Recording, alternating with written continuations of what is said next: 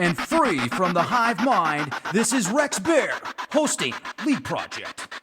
The Leak Project was created to offer awareness and information not found in the mainstream news. With over 90% of the world's media controlled by only 6 enormous conglomerates, many people today are looking for more accurate information. The Leak Project offers a refreshing approach to the brain-drained media. Check back daily for new content as we thrive to bring you the cutting edge in news, current events, on-scene video footage, interviews, and most importantly, the truth.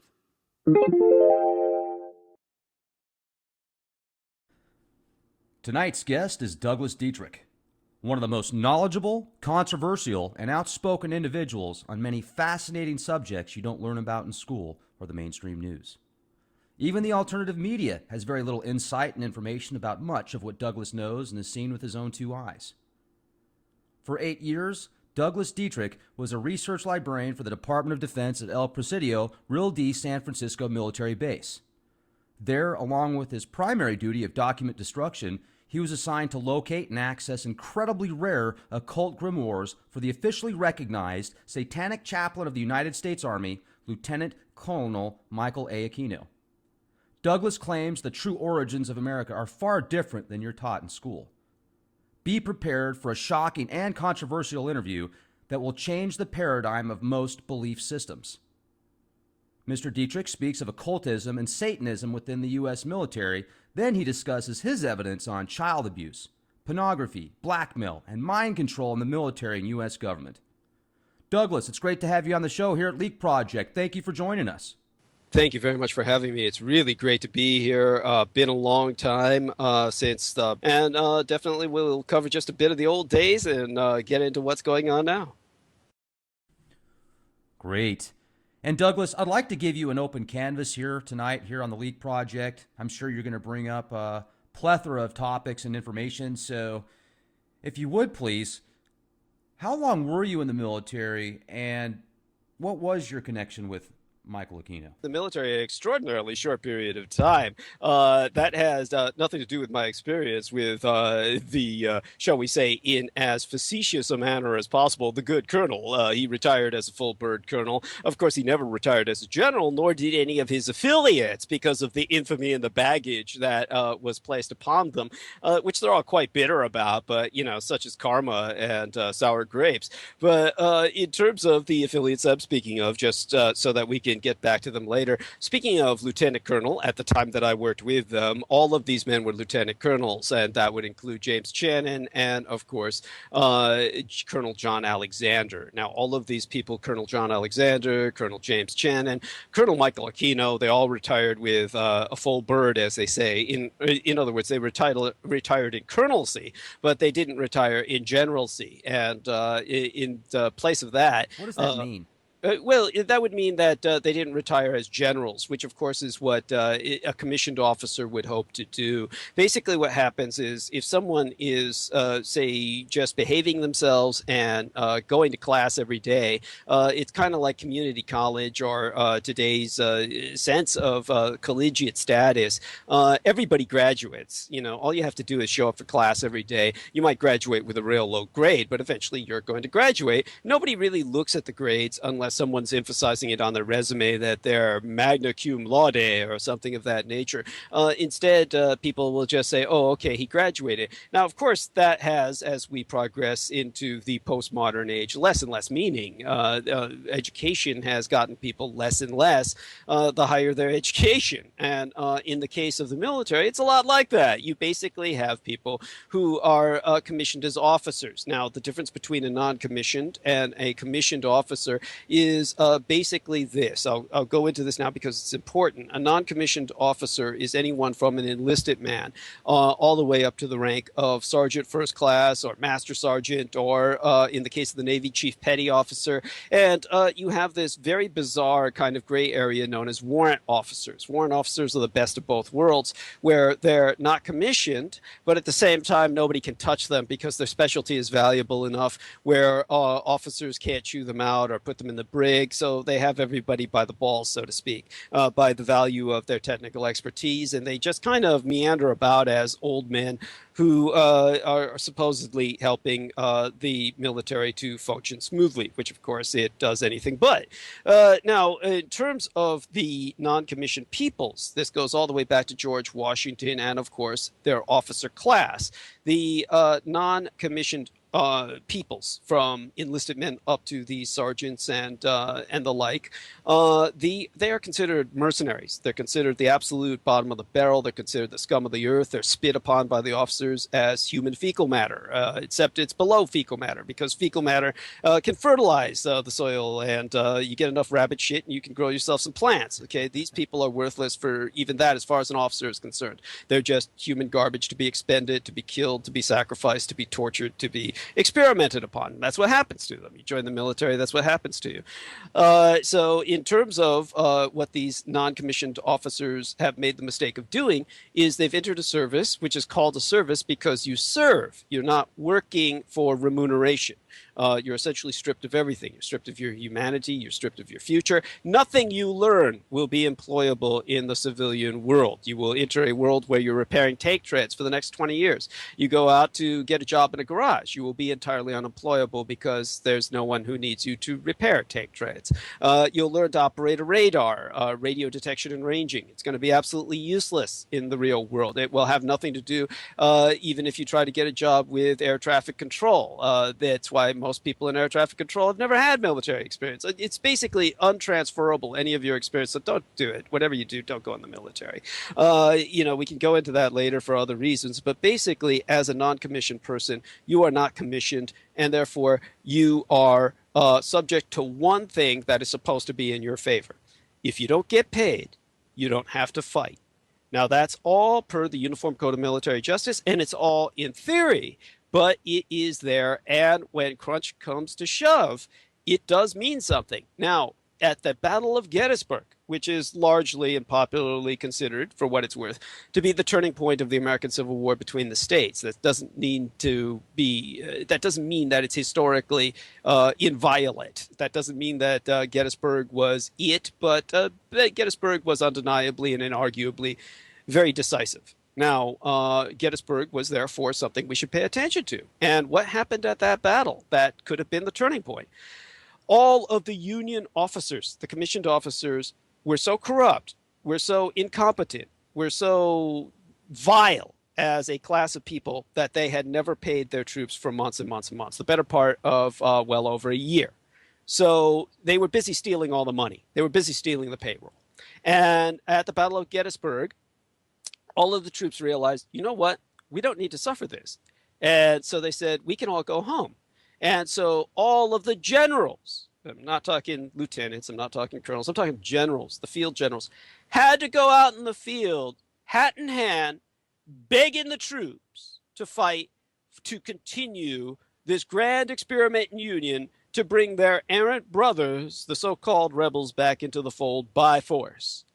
And these non-commissioned personnel were all so stupid, so brainwashed, so incredibly naive that they went for it. And the Battle of Gettysburg was carried in Union favor, to great misfortune of the entire world, including the African-American population. None of this was, of course, being fought for their benefit. All of this was fought for entirely different reasons from, quote-unquote, freedom of the slaves, because Abraham Lincoln had every intention of deporting every single black man and woman and child in America back to Africa as soon as he won the war. The only thing that stopped it was that a Confederate soldier blew his brains out.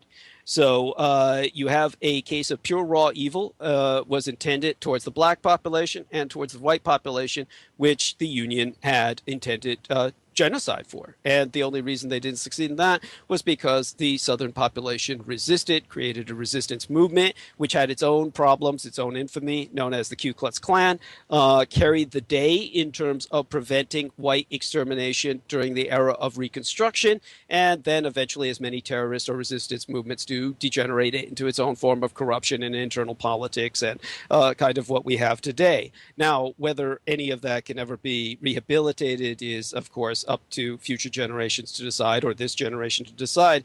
But my point should be well taken about the corruption of the Civil War, because it goes into how the military runs this country. Now, in terms of all of these men fighting when they shouldn't have fought because they had never been paid, we go back to the commissioned officers. Now, what's the commissioned officer status mean? What does that mean when you're commissioned? It means that you have stock in the Incorporated States of America. That means America, the United States of America, is a corporation. You are a shareholder. You own stock in the nation. You do not have to be paid to fight. You have to fight no matter what, because you've signed away the future of your entire family as investiture into the United States of America as a constitutional republic. Therefore, as a commissioned officer, you fight to the death. That is the theory. That is the difference between the commission and the non-commission. Now, for this reason, commissioned officers who all know this, who are all educated in this, who are all initiated into this, this is why they hold enlisted men in utter contempt. They view them as mercenaries. Now, how did this all start? It started with George Washington and his co-conspirators, who served as the world's first conservative insurgency. And by conservative, I'm implying both political and financial, meaning they had something to conserve. Basically, what had happened was the royal proclamation that was issued by King George of the United Kingdom and the British Empire. And basically, in the 1700s, he issued a proclamation known as the Royal Proclamation, which said that the Atlantic states that formed the colonies of the Atlantic seaboard of the Maritime Republic of the United States, as we came to know it very shortly after the conservative insurgency began to unfold, was originally, of course, Royal America. Americans were known as Royal Americans, and many Americans had absolutely no reason to be dissatisfied with the lifestyle that they had under King George. So what happened was you had a King George who said, by the way, I don't want you colonizing any further inland. Beyond the Appalachian Mountains, we have French America. And French America is in a state of ideal. In other words, it's in a state of peace, meaning that the French traders, the fur traders, various other kinds of traders of French mercantile intent, were doing quite well marrying Native Americans. Their intercourse with Native Americans was probably the most progressive of all of the colonial powers. And they were doing a stunning business trading with the Indians and bringing their goods into what later became the United States. So King George said, there's no reason to interfere with that. Things are going quite well. You will colonize no further because so far you have been responsible for massive genocide and irresponsibility towards the native and indigenous peoples in your territories. And therefore, I don't want you destroying any more lives. Now, at that point in time, George Washington was known as the village burner in the Mohawk language because he had slaughtered thousands of Indians by burning their villages with all the women, children, and elderly inside, and bayoneting and shooting all of the refugees as they tried to escape the burning villages to avoid burning alive. So he covered genocidal actions over multiple states in the United States that resulted in the murder of tens of thousands, ultimately hundreds of thousands of Indians. Personally oversaw this. So the man was psychotic. He was deranged. He was a mass murderer. He was a piece of human shit. And so this is your founding father, and it's gotten worse ever since. Now, George Washington made himself a commissioned officer. He commissioned himself as the general of the armies that founded this rotten republic, which we're all stranded in. And this individual, of course, got together with a bunch of other scumbags known as the founding fathers, such as, of course, Benjamin Franklin, Thomas Jefferson. These were criminals, and they were basically a bunch of white slave-owning, plantation-owning, misogynist pricks who said, let's start our own empire and tell King George to go F himself because we want it all. We want the entire continent. We'll take French America. We're going to stretch America from sea to shining sea.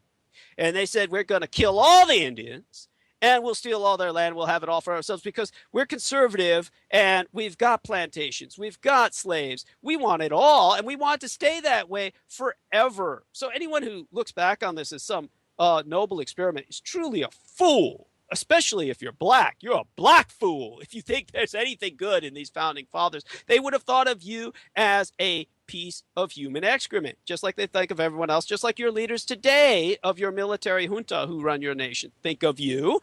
And of course, these were people who said that as commissioned officers who own stock in the nation, all of our enlisted men are expendable. So their enlisted men were the version of feudal serfs. These were like people who were like tilling the soil on their lands, and these people were pretty much helpless, and they were the peasantry of the United States. So when the longest declared war in American history took place, the longest declared war was the American Revolutionary War of Independence. It lasted 8 years, from 1717 when the shot that was fired was heard around the world, 1775, all the way up to 1783 or something like that, when the British were forced to withdraw. You had an 8-year period of very terrible conflict in which Americans were fighting Americans, because there were many Americans who fought against these scumbags. There were Americans who were loyal to the king. Those are the true heroes. And those individuals want to remain loyal to the crown instead of becoming traitors. And they were often annihilated and executed. And when the scumbags won out and established the genocidal republic, which later on turned its attentions towards the Indians inland and proceeded to exterminate so many more of them, we had a situation in which George Washington was able to give his version of a Gettysburg Address. And at that point, he said absolutely nothing about his enlisted men in terms of credit. He credited all his fellow commissioned officers for winning the war. Because as far as he was concerned, his enlisted men were nothing but subhuman peasants that were meant to take bullets. Now, anyone who has any doubt of this, just need to look up Shays' Rebellion.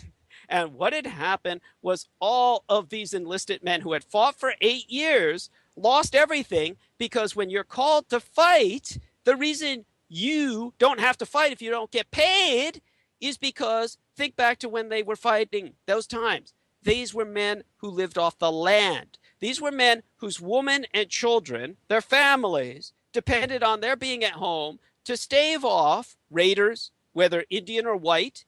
And they not only needed to be home to defend their families, they needed to be there to work the land. If they were not there to till the land, no crops were going to get grown. And women and children are not physically capable of plowing, tilling, and doing everything else with the industriousness of your average male.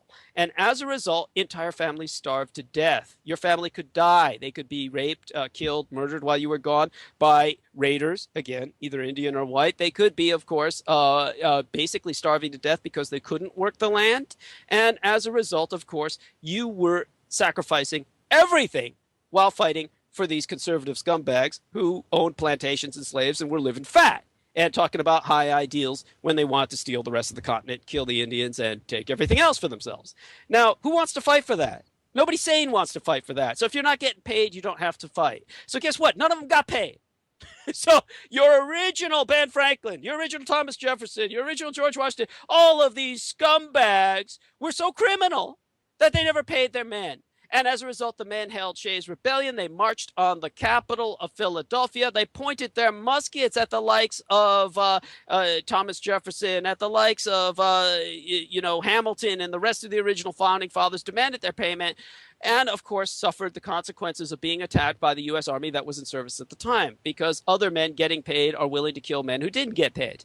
And the ringleaders of Shays' Rebellion were, of course, captured. They were hanged. And, of course, the capital was moved to Washington, D.C., District of Columbia, named after another mass murderer, Christopher Columbus. Now, what is so important about the movement of the capital to this, 60 square miles of swampland or whatever that became essentially a sewer? Basically, the District of Columbia is not subject to posse comitatus. What does that mean? That means that they can kill you anytime they want, because they can, because their government, it's not subject to the laws of the United States. Now, listen carefully to what I'm saying before you ever take children on a field trip to Washington, District of Columbia, before you ever decide to visit yourself as a tourist. Keep this in mind. Anytime they want, someone in Washington, D.C., who is a officer or an agent of the law, everyone from a policeman to a federal agent to a politician, has the right to take out a firearm and blow your brains out. Blow your brains out of your wife, out of your children. They could kill every single one of them, and they will face absolutely no legal consequences, because there's no posse comitatus in effect in Washington, D.C. Now, this was carried out against the veterans after World War I, who, guess what? They didn't get paid. So after World War I, the American Expeditionary Forces came back home. They weren't paid. And they were told they were going to be paid until 100 years later. And so they marched on Washington, D.C., and they said, we're going to stay camped out on Anacostia Flats. We're going to march in front of the White House until we get paid. So, of course, President Hoover had a solution. He had them all killed. He marched out the biggest scumbags in American military history: George S. Patton, General Douglas MacArthur, General Eisenhower.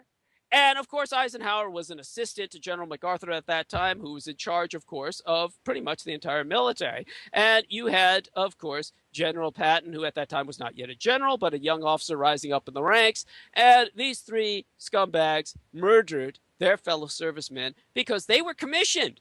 They were always going to get paid. And they killed the people who didn't get paid. As a matter of fact, they used poison gas left over from World War I. They set the shanty town in which the veterans were camped out on across Anacostia Flats on fire. They came in with cavalry, and I don't know if you've ever seen a pregnant horse kicking a woman, but I had to burn photographs of such. And, they were basically trampling over women and children. And, of course, they killed a number of them. All of this was covered up by the government. And, of course, the gas was so powerful, being leftover World War I chemical agents, that it forced many pregnant women to miscarry. So they aborted many babies through, shall I say, involuntary assault. And it goes on and on. But basically, you've got a situation where that's Washington, D.C. for you. That's why they set it up the way they did, so that other veterans who marched and demanded to be paid, they could simply kill them. And then, of course, they've said that to everyone. They can kill anyone they want who goes to Washington, D.C. So unless you're a fool, you have no business going to Washington, D.C. The laws do not apply there. That would apply anywhere else in any state, because it's not a state. It is its own kingdom within a state within a state, a kingdom within a kingdom. So you know what to avoid now, both the military going to Washington, D.C., and ultimately you might have some idea of why your nation is not even worth fighting for, why you have no sane reason to fight for this nation, nor to admire its founding fathers. As a matter of fact, to put this in some perspective, because I myself was born in the Nationalist Republic of China, as reestablished onto the island of Taiwan. Obviously, my first language was Chinese. There is no traditional word in Chinese for quote-unquote independence. There's no traditional word in Japanese for privacy. There are new terms. There are modern terms that have been introduced that get, of course, Japanized or Sinified for such concepts, but they're not a normal part of those cultures, which have lasted for thousands of years. Now, therefore, when you take the Declaration of Independence as written by the Founding Fathers, and the Chinese try to interpret it into their language, try to translate it or transliterate it as accurately or as literally as possible, they get a very telling translation. The closest concept in a Chinese iconograph or a pictogram, which would be like a character, as it's also called, there's their language, which is written, of course, in symbolic language as opposed to letters. The closest iconograph or pictogram that they have as a character to a concept of independence would be a criminal mindset. It would be something similar to conveying F everybody, every man for himself. So when the Declaration of Independence is translated into Chinese, it is translated as a criminal contract in which a bunch of criminals got together and basically decided to codify the concept of F everybody, every man for themselves. Now, that's an accurate translation as far as I'm concerned. That would be the true spirit of your Declaration of Independence, which, by the way, if you understood the Founding Fathers and the history behind that declaration, they basically originally phrased it life, liberty, and the pursuit of property.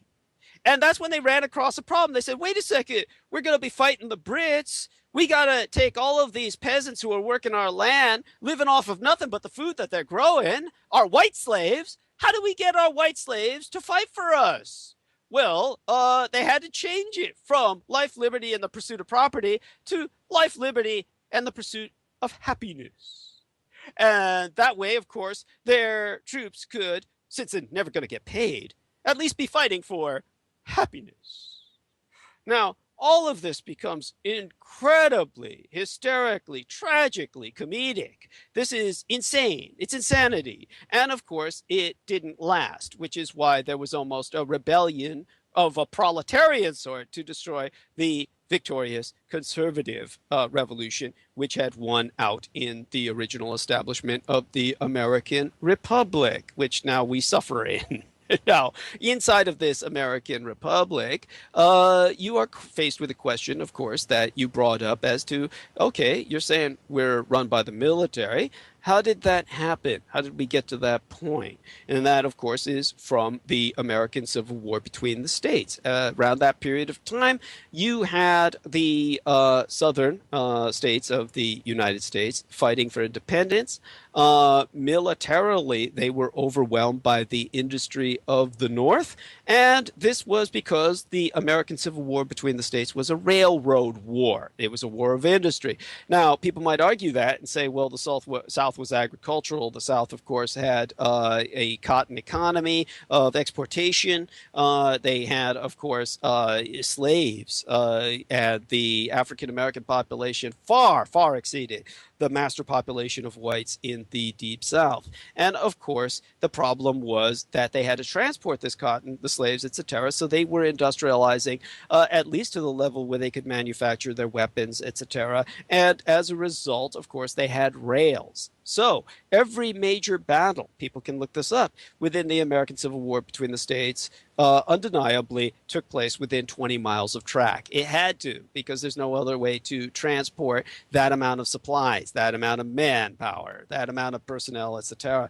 So logistically, you had a railroad war, every major battle taking place within 20 miles of track. The end result was they were overwhelmed by the rail robber barons of the industrial North, and the rail robber barons said, this war has been so profitable, this war has been, so great for our economy, we can't have it stop. And the same with the Union officers. The Union officers, of course, made a killing, both literal and financial, by looting southern manses and estates, stealing everything from fine china to furniture, putting it on the market, making themselves rich, making themselves a killing as the criminals that they were as commissioned officers. And as a result, they said, yeah, let's get together and we'll take over the country if the elections don't work our way. So an election was held. And get this, this is right after you had a Republican president who was so tyrannical, who was so maniacal,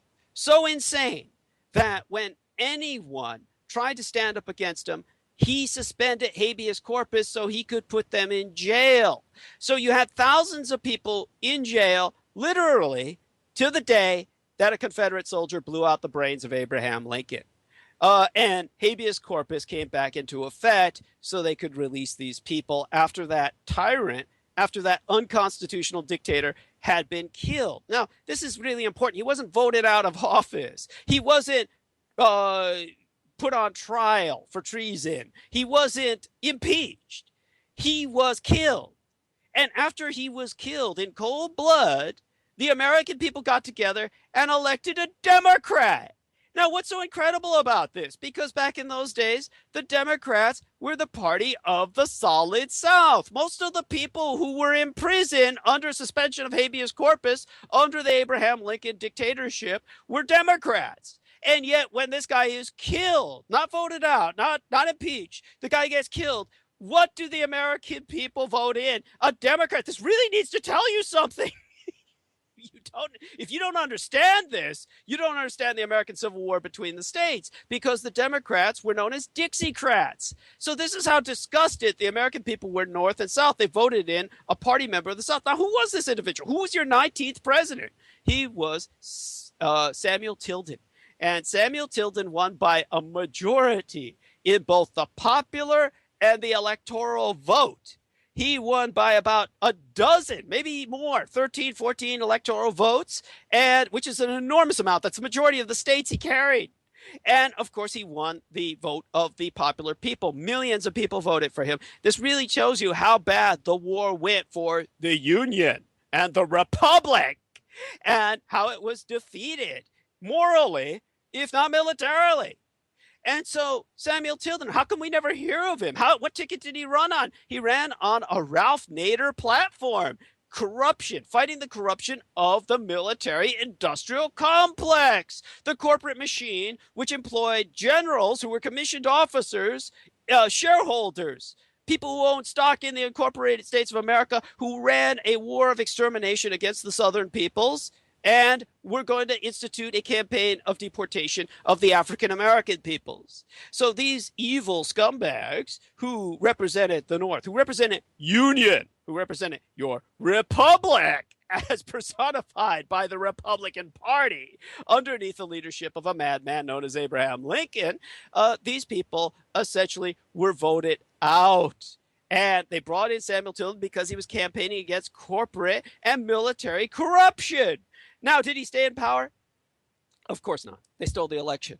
They stole the election by basically sending a bunch of thugs, hired mercenaries, down into the southern states, particularly Florida and Louisiana, beating people up who entered the voting lodges and were going in there, since the votes had already been conducted, to count and ratify the votes by threat and by bribery. All of this, by the way, is entirely vettable. People can do research on this themselves. They can confirm what I'm saying. It is undeniable. It's incontrovertible. They stole the election. So by stealing the election by violence, by fraud, by not counting votes that were turned in, by manipulation of the electoral, they stole the presidency by one single vote, one single electoral vote. So they put in a general, General Rutherford B. Hayes. So this was a guerrilla in a suit who was famous for beating his own men to death on the field of battle.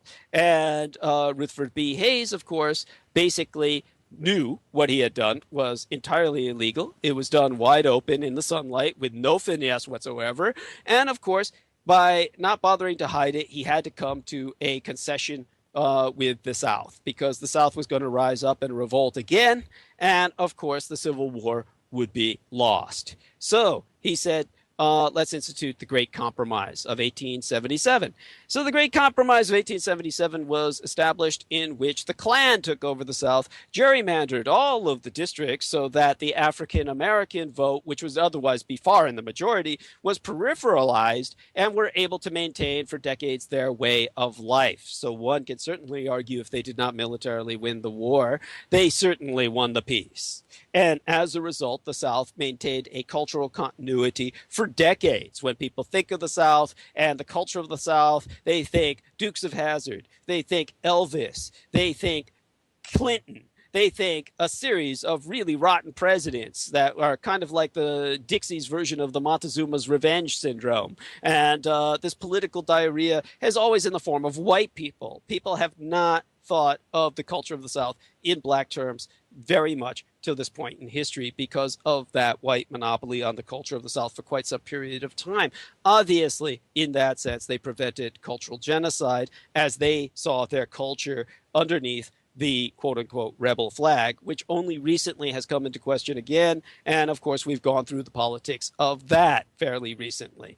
Ironically enough, of course, the Klan flag being from the time of William Gamaliel Harding, himself a Klansman, being the American flag, not the Confederate States flag. It was the American flag during all of the Klan marches in Washington, D.C. It was the American flag as the Klan expanded to its highest numbers in the days of Warren Gamaliel Harding in the 1920s. So we have a situation in which the Union flag has been identified as the Klan flag for quite some time now, at any rate, and has nothing to do with the Confederate States flag.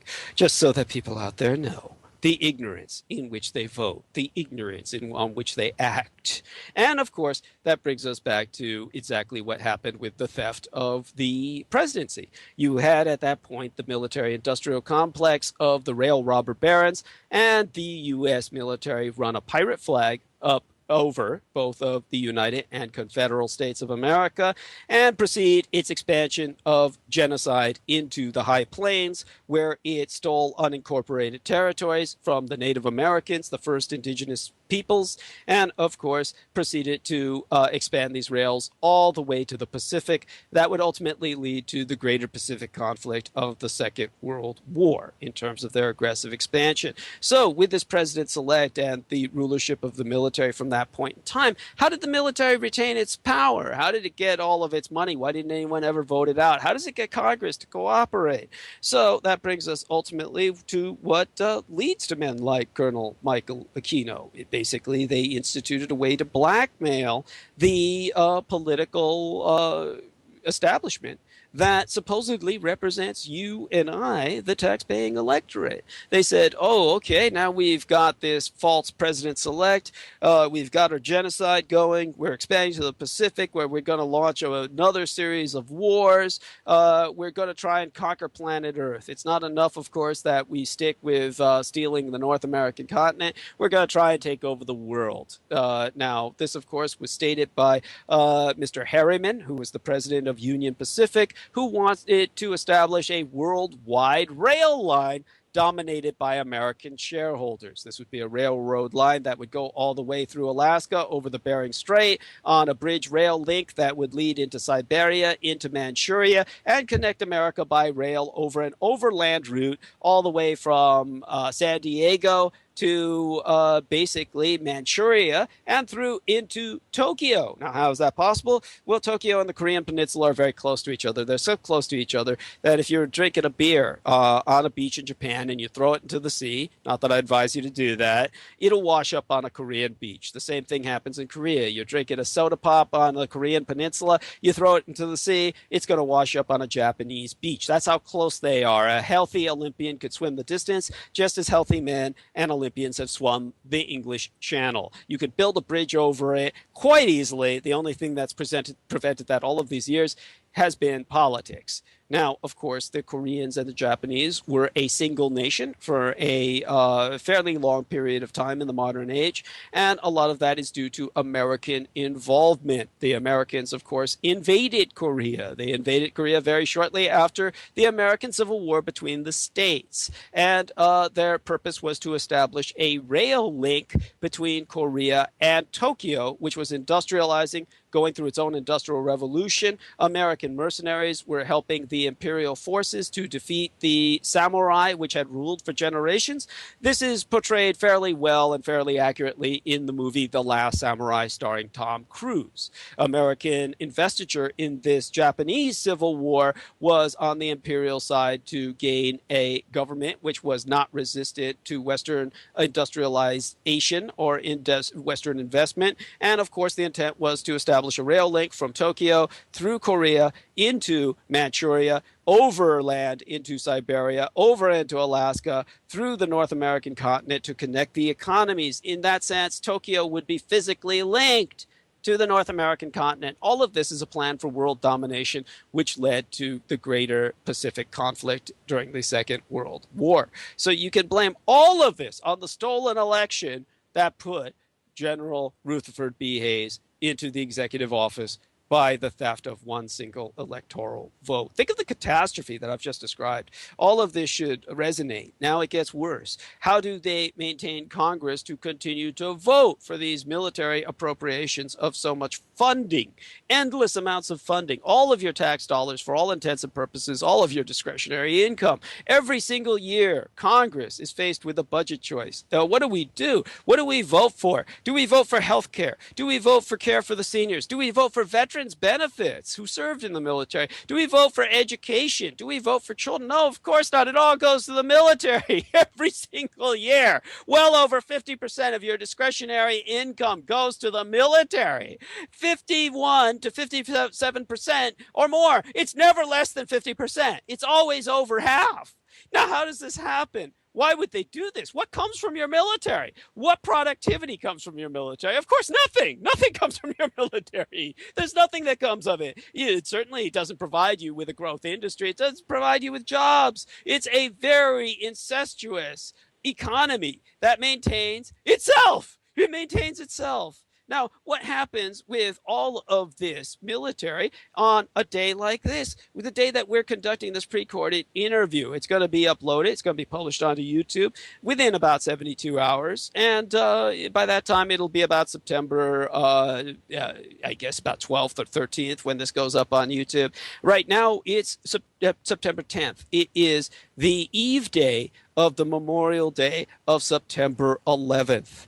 Now, of course, we have to ask ourselves, well, what does that represent? Well, that represents the culmination of a lot of American aggression, of a lot of American military adventurism overseas, in which they killed many innocent people and alienated all kinds of otherwise what would be friendly populations and turned them into blood enemies. That's what they did in Korea, basically in 1866. Exactly 100 years before I was born myself, in the year 1966, you had the American ship named the General Sherman. Now think of what I'm talking about. General Sherman was a genocidal general who led Sherman's march into the Deep South, purposefully setting entire granaries on fire to burn the food supply so that the Confederates would starve in the winter, to burn the cotton supply so that the Confederates would have no clothing through the winter. This was genocidal action, and his response, of course, to accusations of genocide from foreign observers was,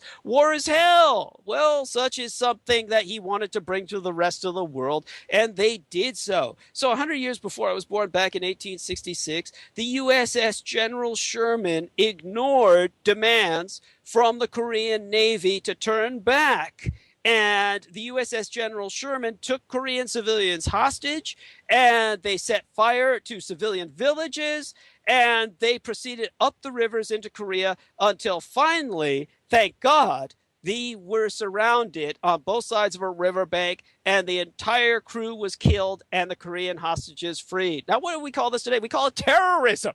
So this is what your military did in Korea. How did the Americans respond? They responded by basically going to Japan, asking for porting rights, some basing rights, paid the Japanese so that they could invade Korea from Japan. So in 1871, the United States invaded Korea. Now think about what I'm saying. 1871, the United States invaded Korea with 700 Marines and naval infantry, and they basically destroyed the Korean royal family, took over the capital, forced trade protection status on the Kingdom of Korea, and made it a colony of the United States. The Americans are still there today.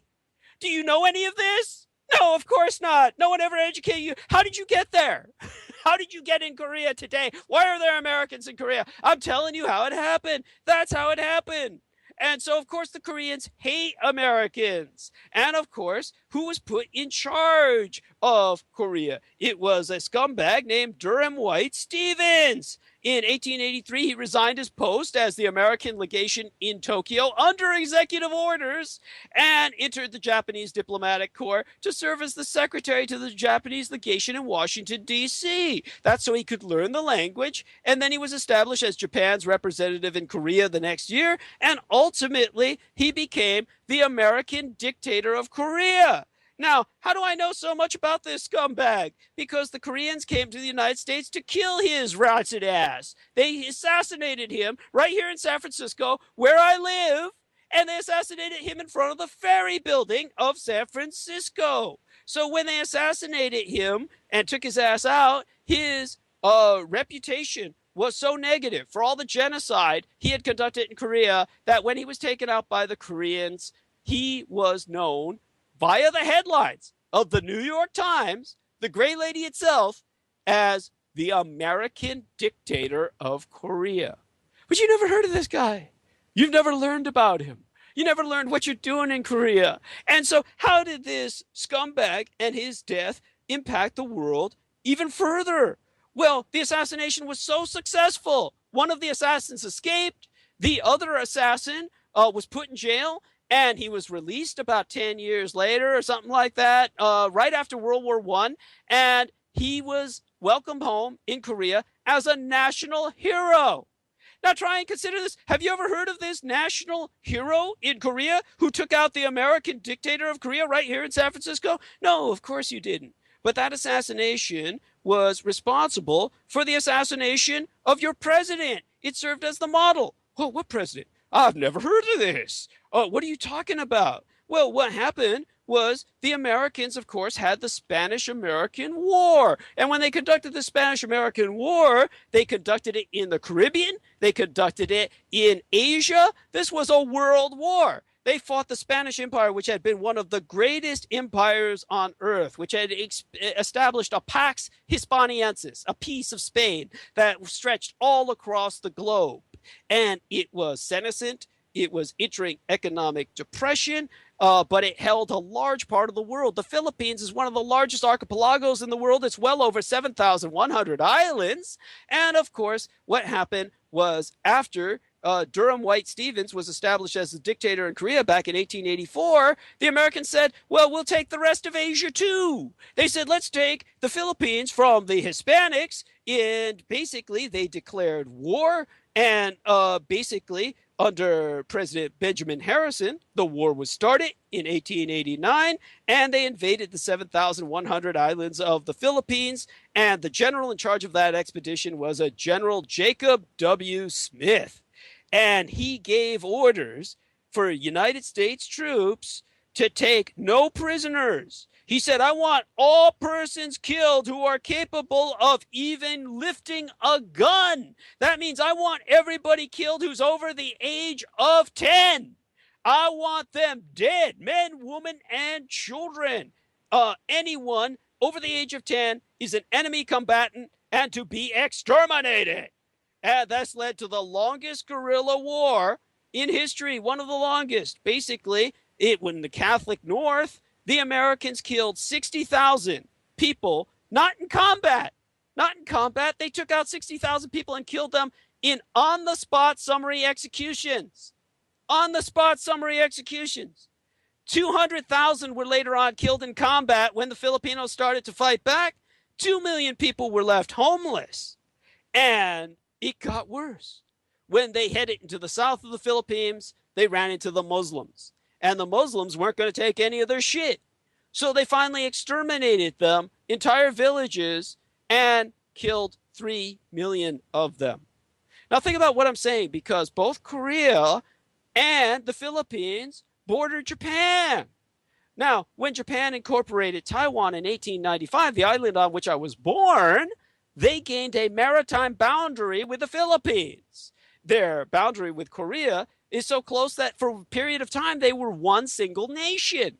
Now imagine if the Japanese had invaded Canada and established a dictator in Canada and then invaded Mexico and proceeded to slaughter millions of Mexicans. How would Americans feel? They'd say, this is crazy, we've got to fight back. That's what led to your Second World War. The Japanese would have been criminally negligent not to prepare for war against the United States and fighting back. Obviously, you wanted to conquer Asia and the world, and as a result, they had to fight back. If you think otherwise, you're insane. If the Japanese had done the same to you and you didn't fight back, you would be insane. So what happened, of course, prior to the Second World War was your President McKinley came into office. He held the largest banquet and party that had ever been held in recorded history. Hundreds of industrialists, hundreds of people came in during his inauguration as your president, resulted the war in the Philippines because they were going to basically launch a campaign to kill all of the Filipinos and repopulate the Philippines with European American, white American, Caucasian colonists. And so this campaign was begun with the largest party on earth to usher it in, the largest party in recorded human history.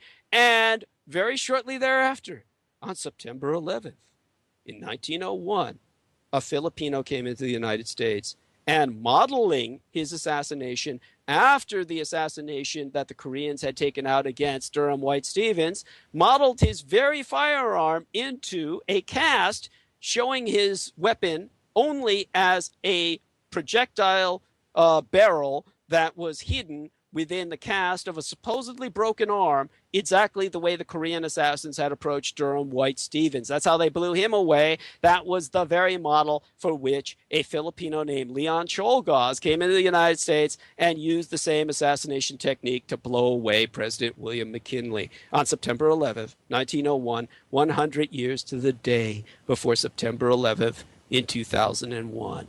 Now think about what I'm saying. Well, let me jump in here real quick, Douglas, because what you're describing seems to me as if these events take place in such synchronicity that there is a major influence behind the scenes orchestrating things to take place at certain days, times of day, etc.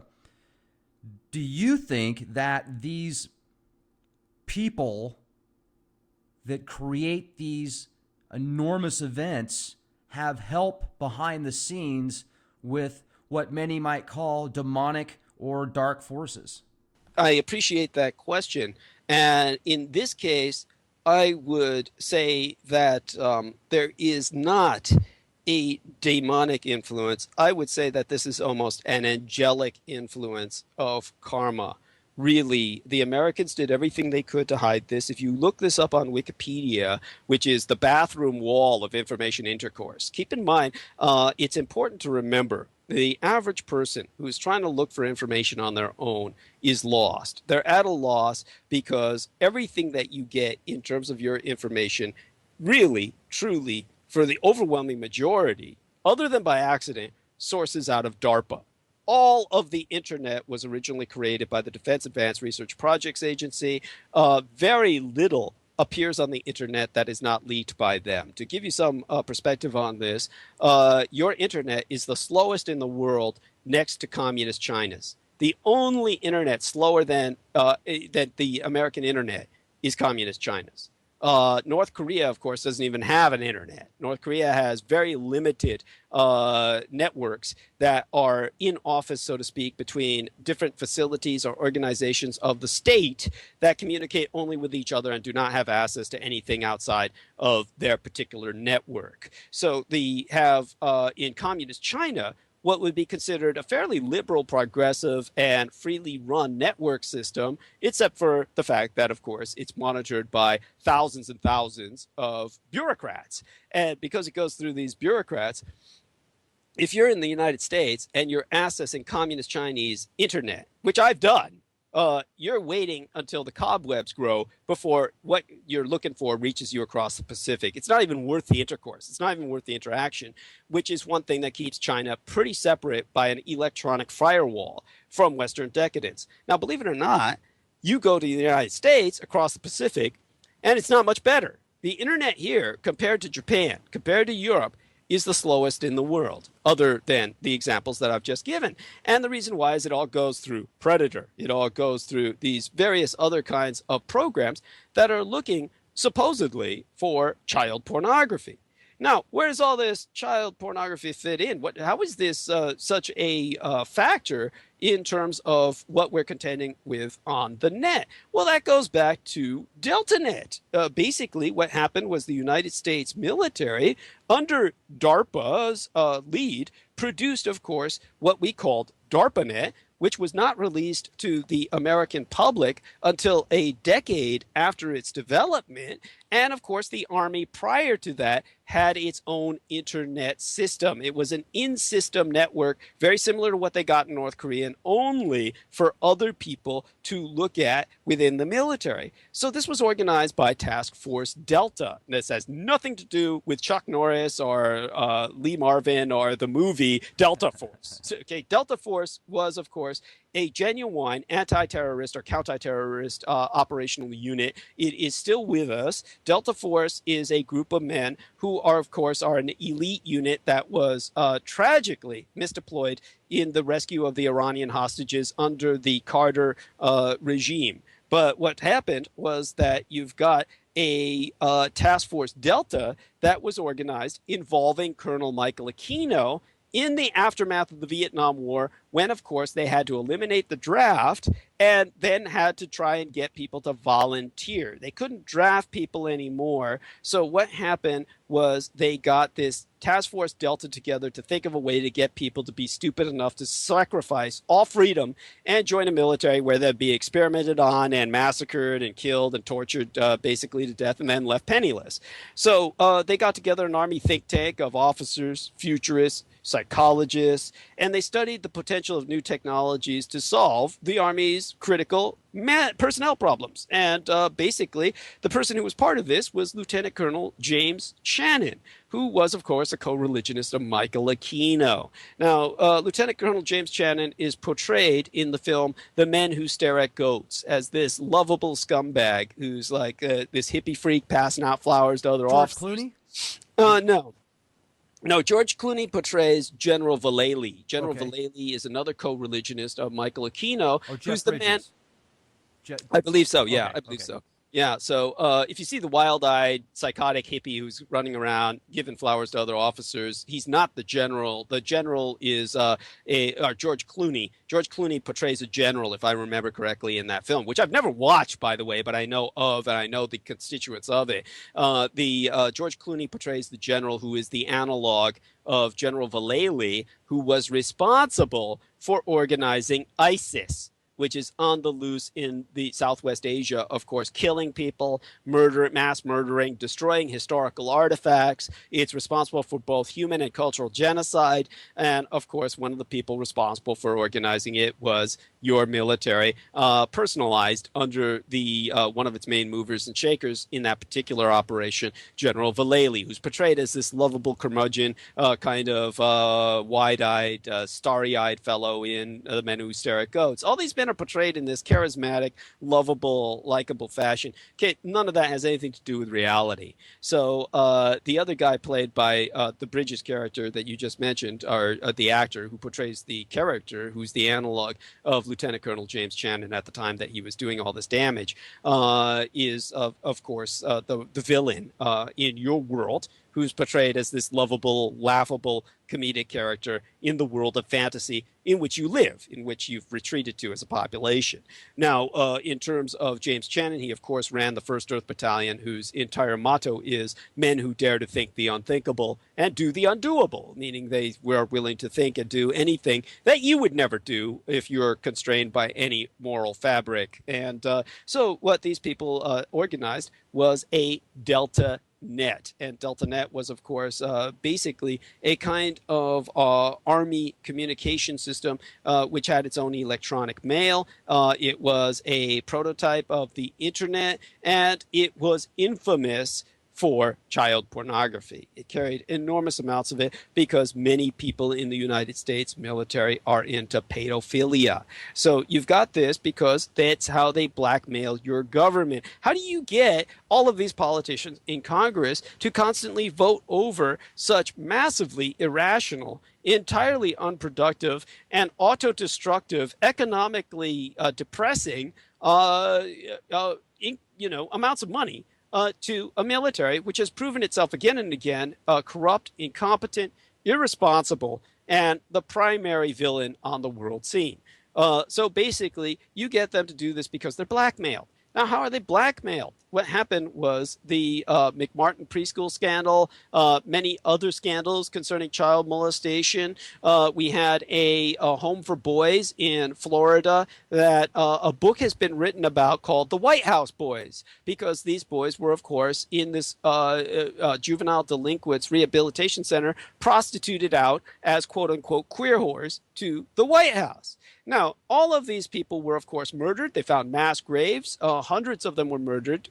We may never know how many people were murdered, but the graves we've discovered have been shocking enough. People can see images of these mass graves and the exhumation of these boys if they look up the White House Boys and the Florida rehabilitation school for children that resulted in these horrible mass murders and ritual sacrifices.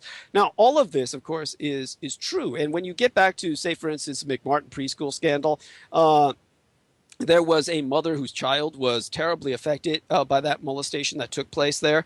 And she basically was friends with a friend of mine, a private investigator, a detective by the name of Edward Opperman.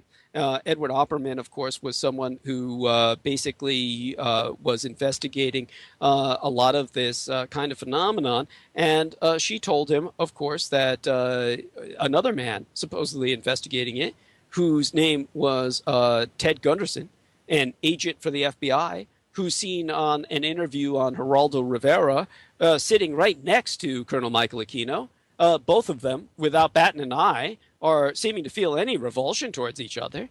And this guy's viewed as a hero in alternative media. This guy's viewed as someone who's helping kids. And the first thing this mother told Ed Opperman, this private investigator I know, was, I was intimate with Ted Gunderson, and when we'd wake up in bed together every morning, the first thing he'd do would be to call Colonel Michael Aquino for instructions.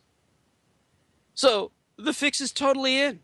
And by the way, I do want to give a shout out here to people because of my website no longer existing because of my firing my manageress. I do want to give a shout out here because we were talking about a photograph that proclaims to show Michael Aquino with Bush Sr. and William Jefferson Clinton. That photograph is a real photograph. It's in no way photoshopped. Whether or not that's Michael Aquino is open to question. I do not think it is Michael Aquino, having worked with him for nigh a decade. In no way, shape, or form really looks like him. And I do know for a fact that there's a hoax photograph concerning Anton Szandor LaVey. And Anton LaVey, of course, is shaking hands with Senator John Kerry. Now, that is a hoax photograph, okay? That's not real. And this photograph is a real photograph, but it's not Michael Aquino. So do keep a lookout for misrepresentations. I know about that photograph because it was originally relayed to myself by Cara Mastri, a delightful young lady. I want to give a shout out to her. I want to give a shout out for the Tawn Mastri Foundation. And the Tawn Mastri Foundation deals with her sister who died of hepatitis.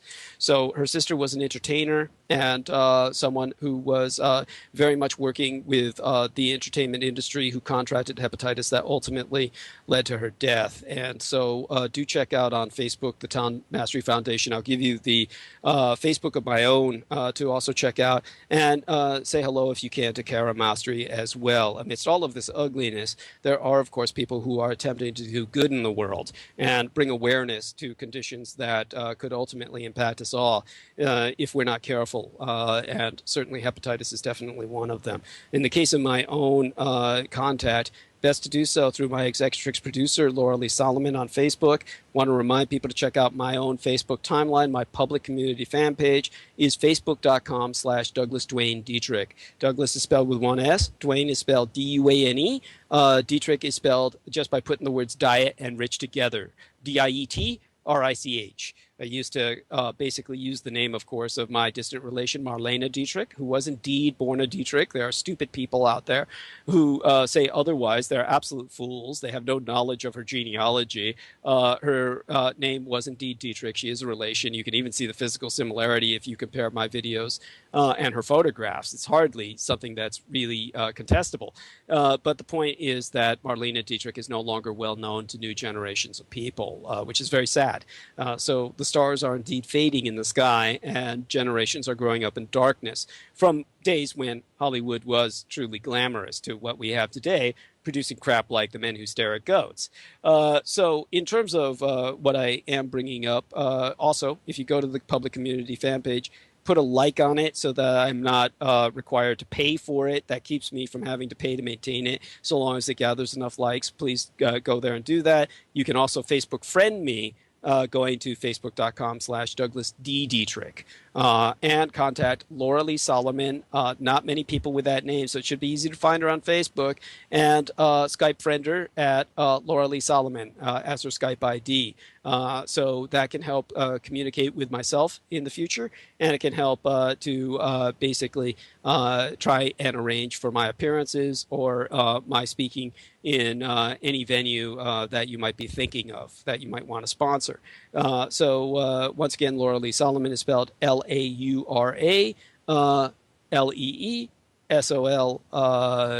OMON. And Laura Lee Solomon is, of course, my executrix producer at Revolution Radio, where I have my own program on Tuesday nights. The topical Tuesdays are named Critical Omissions, and I'm on from 10 to midnight Eastern Time. And I'm also on 10 to midnight Eastern Time on Saturday Night Firing Lines, where I personally will take all of your calls. Do feel free to call in. Skype in primarily. Again, Skype friend Laura Lee Solomon using her name as her Skype ID prior to transmission. We can bring you in on the show. And when you Skype in during transmission, Skype friend or prior will bring you in when you Skype in during the show. And then you can ask me anything you want, including about the topics we're covering tonight. Also, remember, of course, we are talking in front of hundreds of thousands of people.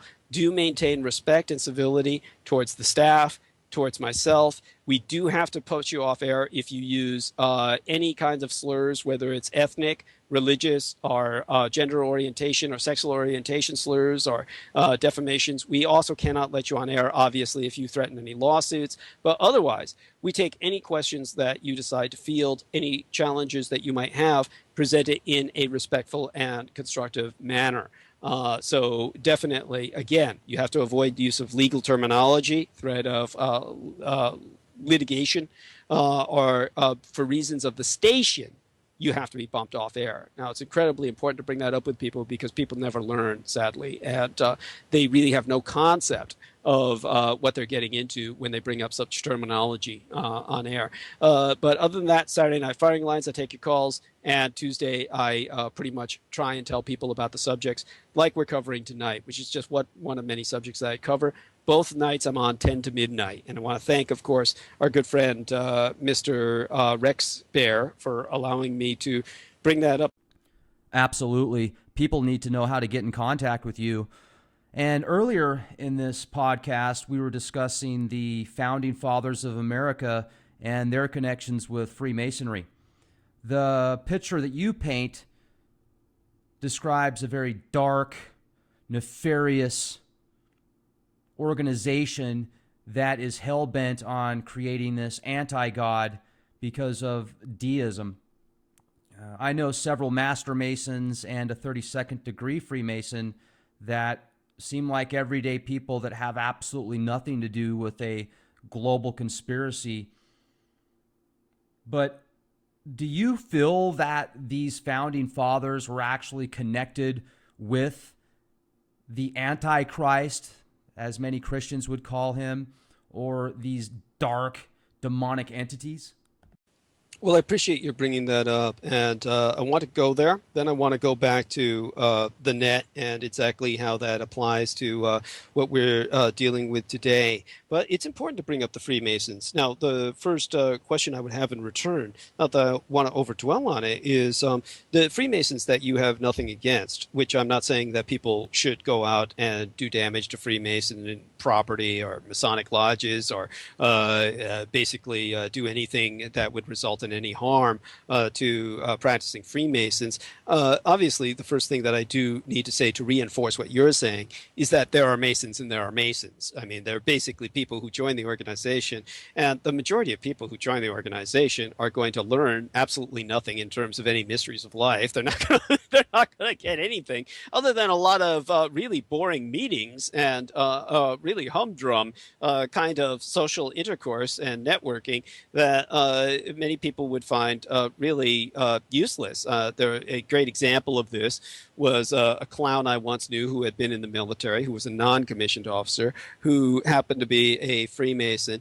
And, of course, he tried to apply for a job at the post office and wound up screwing up royally. Post office had been giving out these hiring kind of opportunities where people could get onto a list. The list would take years before you were responded to. Then when they had a hiring surge, then people would be brought in, and then ultimately they would go through a series of tests which would see if they could be brought into the post office. Now, this guy is a Freemason. There were no connections that helped him out when he screwed up. Basically, he took it far too casually.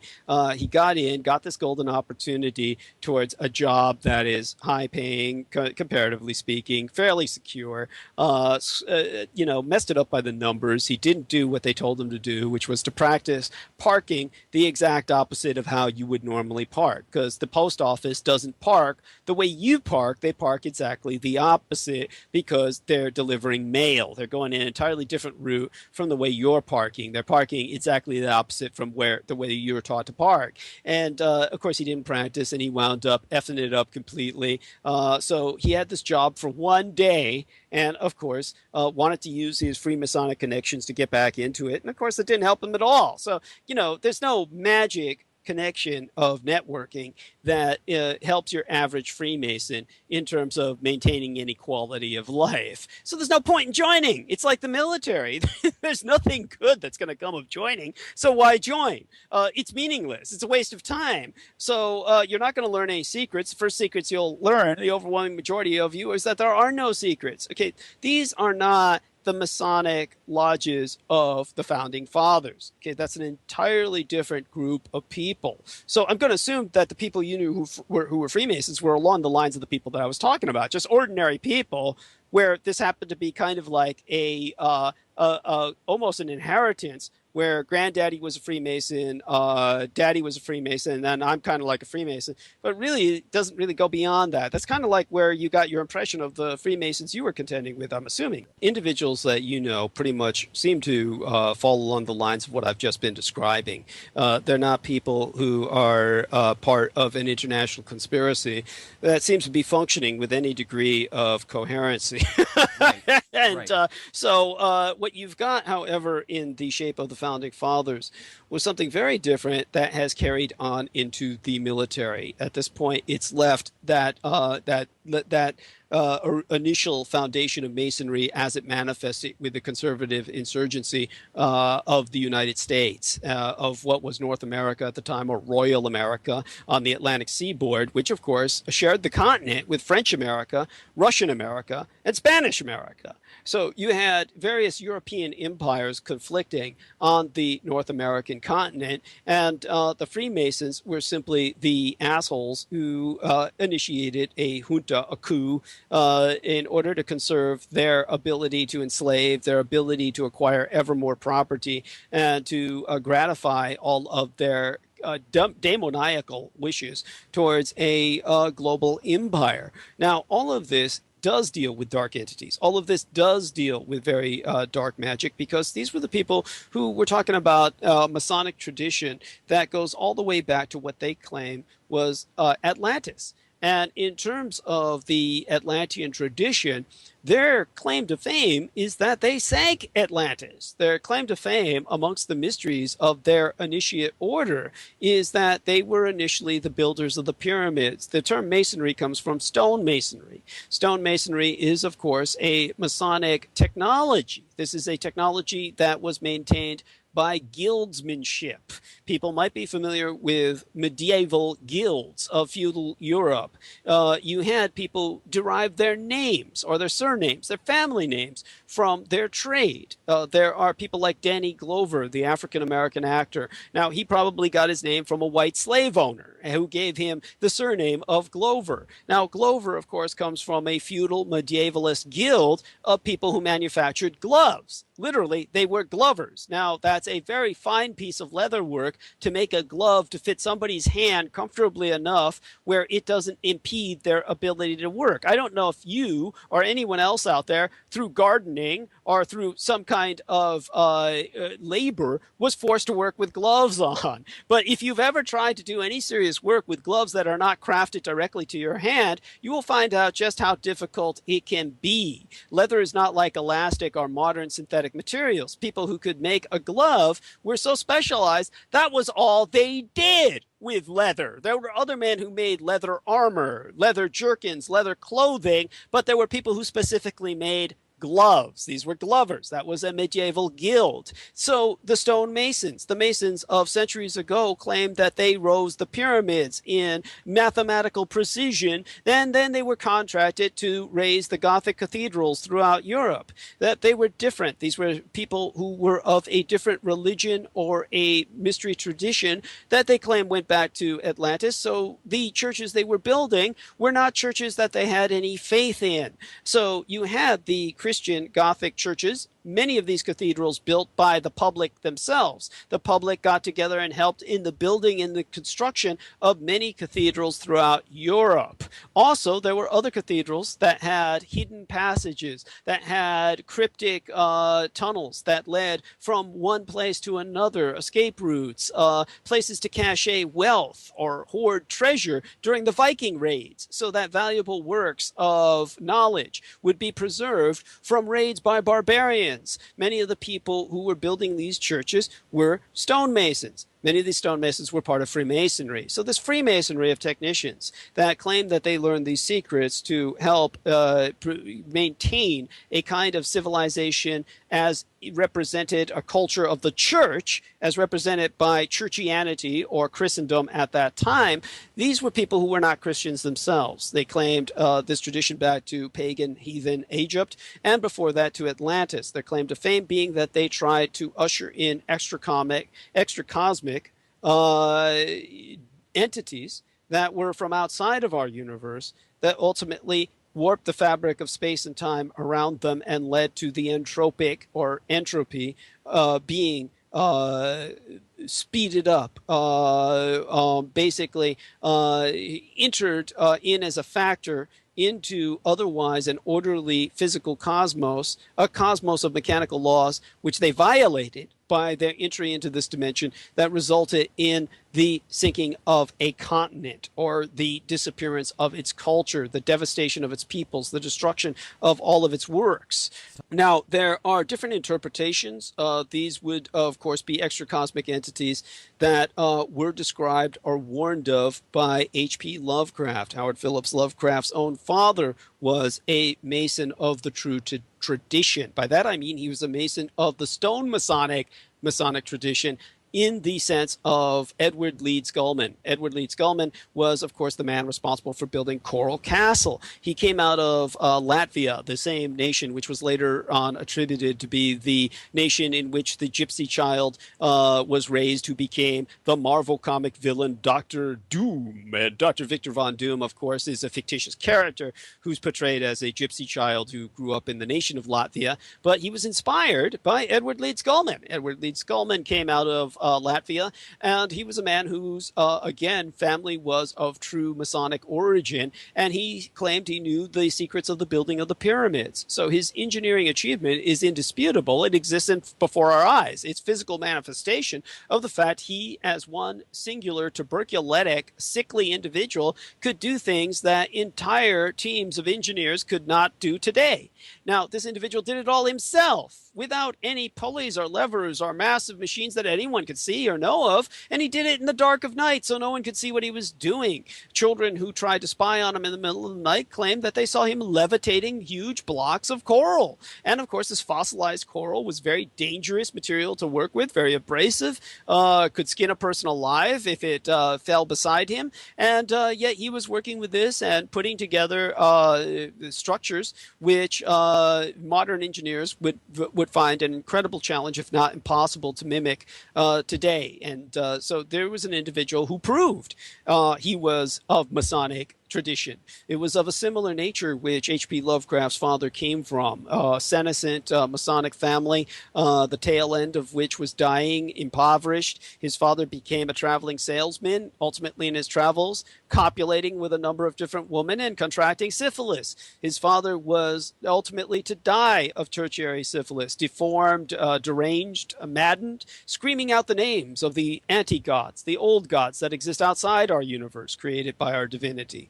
And the names were, of course, barbarous names that are not physically pronounceable by the human vocal cords. Sathalgwa, Yogshothoth, the Cthulhu. The rest of these entities were named by his father as best able to be mimicked by the human vocal cords, and H.P. Lovecraft wrote of them, warned the general population of them, and of course succeeded in doing the opposite of what he was trying to do. He wound up creating a mass movement of followers of these anti-gods, and that was through the help of men like Michael Aquino.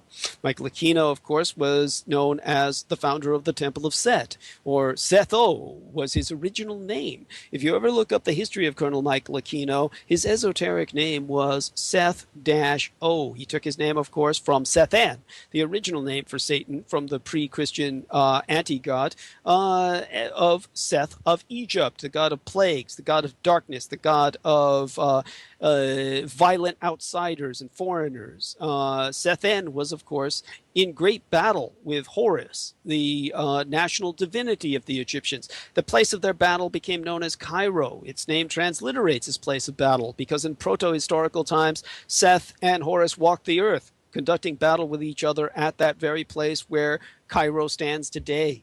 And Sethan, this ancient Satan, this ancient pre-Christian diabolic god, anti-god, became the Satan, of course, of Christianity, and then became the god of the Temple of Set, or the god of the Satanists, the theistic Satanists. And, of course, the original name for Colonel Michael Aquino, esoterically, himself was Setho. And the O, the hyphenated O, is added to infer that he was a member of a brotherhood. That O would be at the name of men like L. Ron Hubbard when he joined various satanic lodges. That O was at the name of Aleister Crowley when he was involved with various covens. So we have this tradition, and Setho, of course, Colonel Michael Aquino, ultimately was someone who was responsible for unleashing the DARPANET upon the world. And when DARPANET was released upon the world at that time, as I said, it was simply the host for DeltaNet. DeltaNet, of course, was with Task Force Delta working with James Channon on trying to recruit fools and suckers into the military to be victimized. And when they were communicating with each other using DeltaNet, all the child porn you can imagine would flow. So much so that when it was released to the public, it created an entirely new phenomenon. Now, I'll give you an example of this. I dealt, of course, with the Presidio military base child molestation scandals. What I leaked ultimately resulted in the closure of the Presidio military base. The Presidio military base was employing thousands and thousands of people. It was the 6th Army headquarters. It was the headquarters of the United States 6th Army. It was the Western Defense Command Center. That means that was responsible for the command militarily of 17 Western states, basically all of the frontier states of the Old West and the former territory, now the occupied state of Hawaii. All of this was included within the bailiwick, the administrative responsibilities of the Presidio military base. It was the most important military base in the United States outside of the Pentagon. So you've got this place to show you how important it was. That was the founding site for the United Nations. The United Nations was established on January 1st of 1942, 3 weeks and 3 days after Pearl Harbor, as an organization of war per Title 42 of the United Nations Charter. It was at war, of course, with the Axis. And, of course, it was responsible for coordinating all Allied resistance movements operating behind enemy lines in Axis-occupied territories from the Philippines all the way through to Denmark. It was coordinating them. This was the Pentagon of the United Nations. The offices of peace were opened in 1945. Those were the peace offices of the United Nations. The branch of war, the Pentagon of the United Nations, for its war operating procedures. And, of course, remember, that charter is still in effect. In lieu of a constitution, the United Nations has a charter. Title 42 of that United Nations Charter defines it as an organization of war. This is why the United Nations runs peacekeeping operations using military forces all over the world today. The United Nations conflict on the Korean Peninsula in the 1950s was just that, a United Nations conflict. All American dead soldiers, sailors, Marines that died in the period of proactive hostilities from 1950 to 1953 that their bodies are still rotting on the Korean Peninsula, whenever they're uncovered or discovered, they're sent home to the United States with their coffins draped under a United Nations flag. Not a United States flag, a United Nations flag. They were fighting for the United Nations, not the United States. Now, that's very important to remember because you're still there today under United Nations auspice. The Korean War is still legally on. The two Koreas are still legally at war, North and South Korea, across a demilitarized zone so massive, it's the only other man-made object that can be seen from the moon, aside from the Great Wall of China. Now, if you hear any idiot out there who says, you can't see the Great Wall of China from the moon, WikiLeaks tell me so, then, you can tell them how retarded that they are, because the astronauts have confirmed, without the use of telescopes, through their faceplates, they could clearly see the distinct outline of the Great Wall of China from the moon by its shadow. You can't see it from a plane because when you're 20,000 feet in the air, China is the most industrialized nation on earth, you fools, and it throws up particulate matter called air pollution. That's why when you're at 20,000 feet, since the Great Wall of China is made out of stone materials that are derived from the earth around it, they weren't separate megalithic stones carried from continents away like Stonehenge. You have a wall which blends in visibly with the earth. That's why you can't see it. You see it from space by its shadow. So wake up, grow up, and shut the F up, all these people who say the same stupid things over and over again. Now, the other thing you can see besides that wall from the moon is the demilitarized zone across Korea. That is how big that demilitarized zone is. It also serves as a preservation for Asian tigers and Asian cranes, several other kinds of animal species that would otherwise be extinct in the world today. You are still there under conditions of ceasefire in a war that you started when you invaded Korea after the American Civil War. Now, this is part of the horror of what I'm describing, but when we get back into what I'm trying to describe, aside from all this stonework and stonemasonry, we get back into exactly what was going on with the release from the Presidio military base with that United Nations. This is another complaint I get. People say, United Nations was established as a peace organization in 1945. All you need to do is look up United Nations battle flag. If you look up the United Nations honor flag as they try to hide it under today's propaganda, that was the battle flag of World War II. You will find a white field that has 4 vertical stripes in red. That represents Roosevelt's, quote unquote, 4 freedoms. Now, Roosevelt's 4 freedoms were the cornerstone of the United Nations, and this white flag with 4 red stripes was made so that resistance fighters behind enemy lines could identify each other by taking a white shirt, a white sheet, a white surrender flag, and if American or British or Allied troops approach, they could identify themselves as UN resistance fighters by taking this and using their own blood, if necessary, to paint 4 vertical stripes very quickly so that they would not be identified as the Axis and not be shot. So if you look this up on the internet, United Nations battle flag, honor flag, you'll see it was in use throughout World War II, throughout the war years into 1948, because World War II did not legally end in the Pacific Theater until 1952.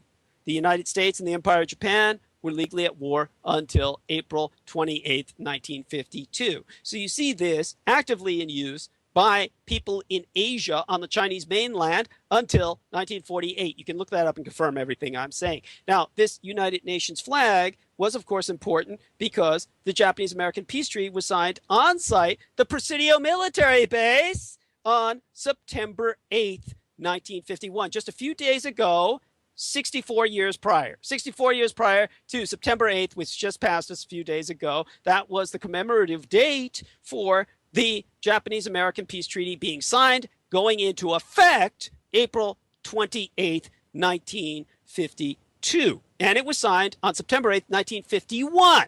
So that took place at the Presidio at the United Nations in Presidio, the Pentagon of the United Nations. Now, all this had to close. Thousands and thousands of people lost their jobs because of what I leaked as a whistleblower concerning all the child molestation ongoing at the Presidio military base, and much of this child pornography was on the DeltaNet. Now, this happened in the 1980s, the mid-1980s. Now, early on, when all of this really began to hit, when all of these kids were catching diseases, syphilis, hepatitis, gonorrhea, all these various sexual transmitted diseases, including AIDS, which at that point was a death sentence. My high school teacher, Gary Willard Hambright, was a ordained Baptist minister without a pulpit. And this Southern Baptist minister had no place to live. He was homeless. He lived in a church. He couldn't keep his child pornography in a church, so he kept it at the school that I attended, John H. O'Connell Vocational Institute. And I was majoring in commercial illustration. He was my instructor. He kept the child pornography on site in the classroom, in the storage, as art references. Naked pictures of all kinds of kids in various sexual positions, being compromised physically in various juxtapositions with objects, animals, and humans. And all of this was art reference. He got away with that until I exposed the fact he maintained a collection of child pornography on San Francisco Unified School District property. And then, of course, he was arrested. He also was the manager for the child daycare center at the Presidio military base. He managed the CDC. By the time they arrested him, he had infected 1,000 children with AIDS. Now, this individual died of AIDS while he was on trial. And, of course, the scandal was such, they took all the parents. This was in the days before the internet. So you would have heard all about it everywhere had there been an internet. There hadn't been an internet yet. It was not yet released for your perusal or your use, so they could hide it. They took all these military families who were victimized, and they basically transferred them to the four corners of the earth, because the U.S. military has bases all over the world: Okinawa, South Korea, Germany at the time, Latin America. They were transferred, but before they were transferred, they all got together and they burned the child daycare center to the ground. All of the records of this were kept at the community center, and the United States Army burned that to the ground to hide the evidence. Now, how do I know this? Because the Bureau of Alcohol, Tobacco, and Firearms came on base to investigate that arson, and they said it's arson. This community center containing all these records was burned down by the U.S. Army. And the U.S. Army said, well, it's federal property. You're a federal agency. We're a branch of the United States government. You're on our property. We cry jurisdiction. And we say it was accidental. And so it was hidden, the burning of that building. But if you do your research, you'll find out everything I say is true. And, of course, as a result of this, as a result of my whistleblowing, as a result of what I exposed, all of the Presidio military base had to be closed down. Thousands of people lost their jobs. And that means thousands of families went with their parents, going without work. And all these people want to see me burn. They all want to see me fry. So you got all kinds of people who hate my guts out there. But what was it that happened during that period of time that impacts you today?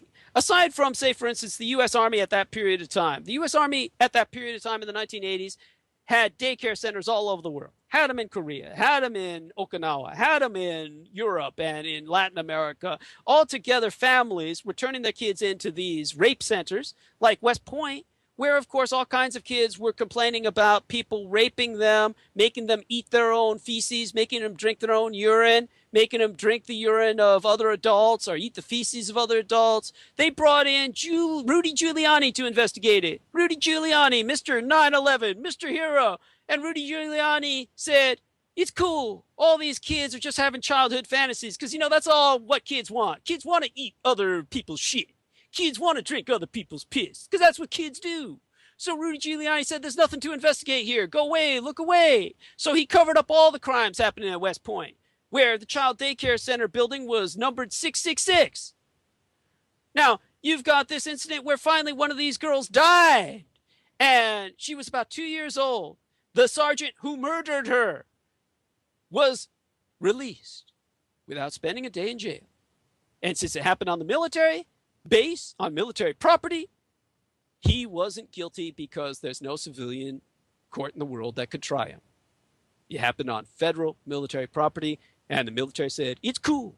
And they let him go, and he went back among you, totally free, without anything on his record. That's your military. You got John Stebbins, former U.S. Army Ranger, hero of Black Hawk Down. And they changed his name in the movie to Danny Grimes. Why?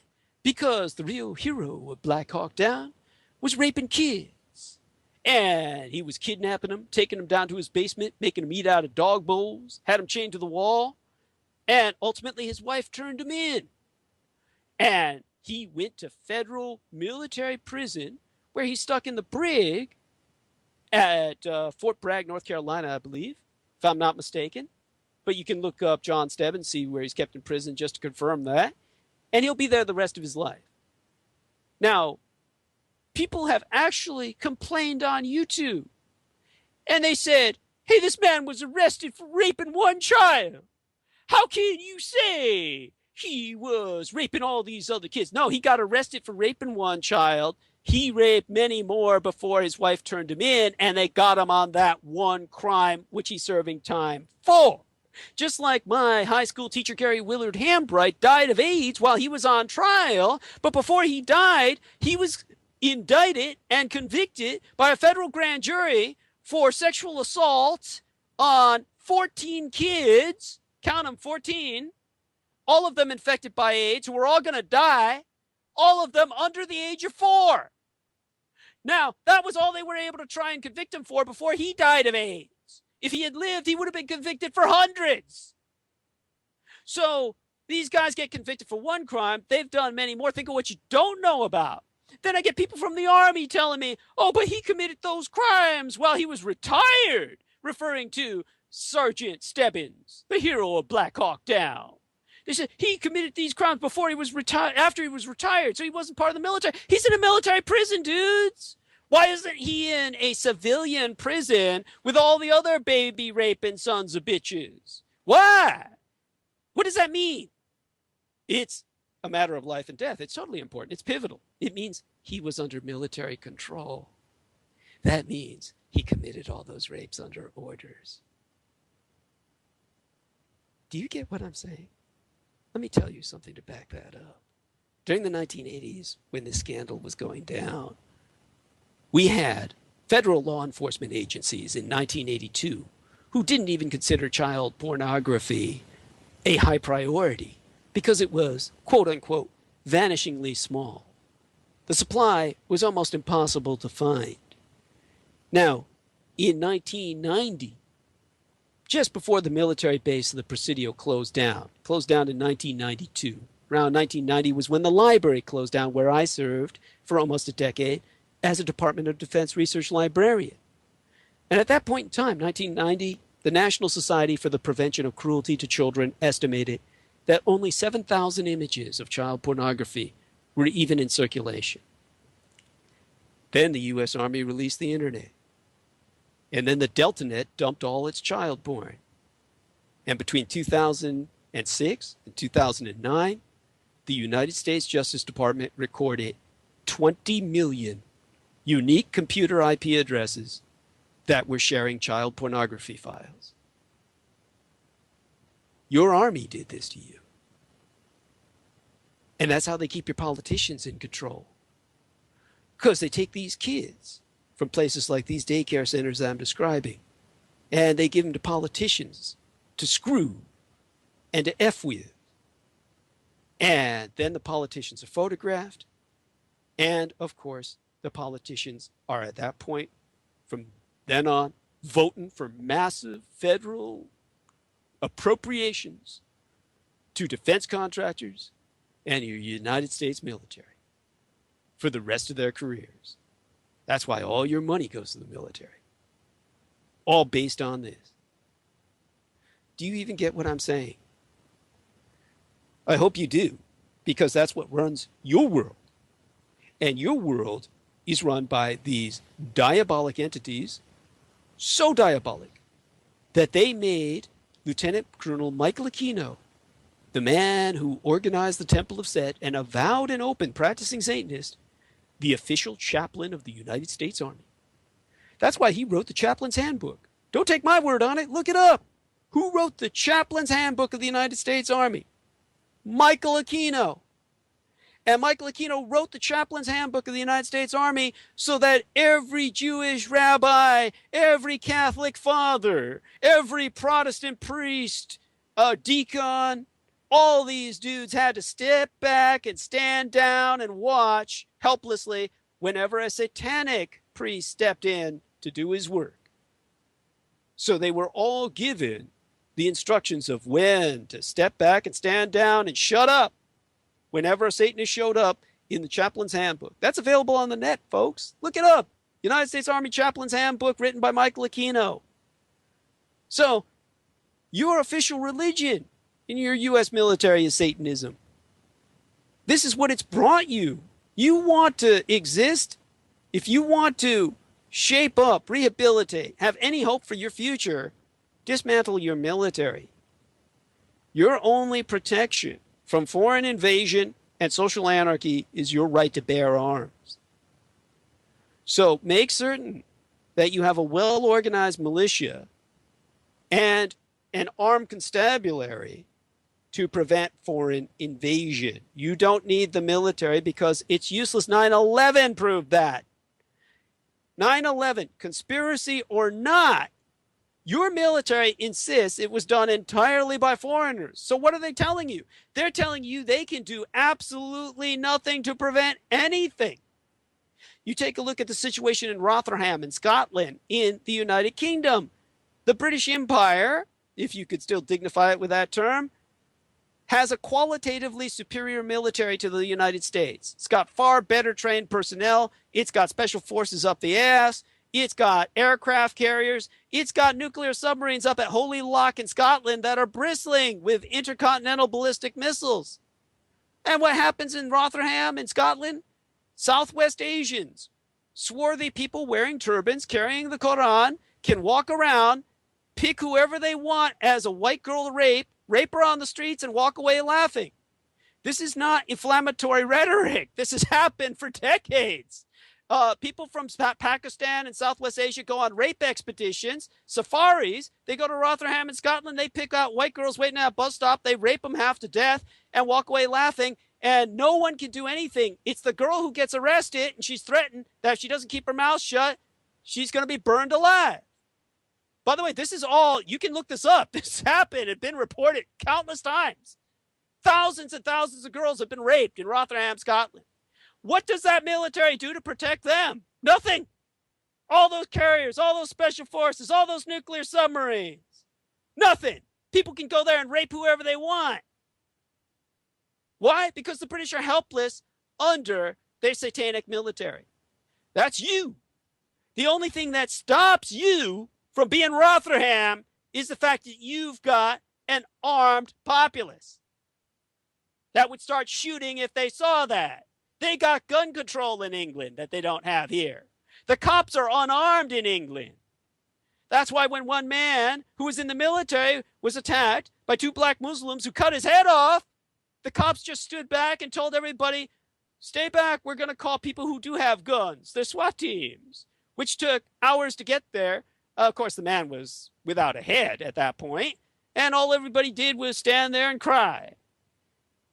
That's what you would be like if you didn't have guns or an armed constabulary. So you make certain that no one takes that right away, and you make certain that you dismantle the very people who would take that right away, your military. That's what you've got to do. You want your children to have a future? You follow my advice. Otherwise, you're going to be stuck here with your children's children suffering the rulership of people like Giuliani, who you declared was a hero on the day that your military claims that they were entirely unable to prevent foreign invaders or invasion. Now, we go back to the Freemasons and the Illuminoids, their religion of Illuminism. And we say, well, these people, what were they doing that basically is so bad? Obviously, they claim they sank the continent of Atlantis. Oh, that sounds like a joke. At this point in history, what does that mean? Well, there was a man named Francis Bacon, a Freemason, who wrote the book The New Atlantis. And of course, he placed it in the Pacific. Now, we have another man, of course, who colonized the New World, a new Atlantis, named Columbus, who started a genocide that has been unsurpassed in human history, so massive that it resulted in climate change if you ever take a look at the Anthropocene age, Anthropocene, the age of man, that is a new term that traces back to the genocide of the American hemisphere that resulted in 124 million deaths, all the way from the Circle in the Poles, all the way to the Cape Horn in the bottom of South America, in Patagonia, towards the Antarctic. You've got from the polar circle to the Antarctic, 124 million native indigenous peoples were eradicated by intentionally spread disease, by genocide. This led to climate change, a change in our entire nature of existence. It led into the devastation of food products, the introduction of new ones. It led to the population explosion in China. All of this is known as the Anthropocene age, which goes back to the scumbag of the earth, Christopher Columbus, the inhuman madman who began to murder people in a place known as Utopia. If you ever take a look at Sir Thomas More's Utopia, he got information from sailors before Columbus who told of the Taino peoples, Taino, and the Taino peoples of the Caribbean are exterminated. They no longer exist. There's nothing left of them but words like hammock and hurricane, which we get from them. They existed in a state of idyllic bliss. There was nothing but a tropical environment in which fruit fell off the trees and fish jumped out of the sea. And they walked around naked without any clothing and got their food from the sea in front of them on the beach and from the trees above them as it fell to earth.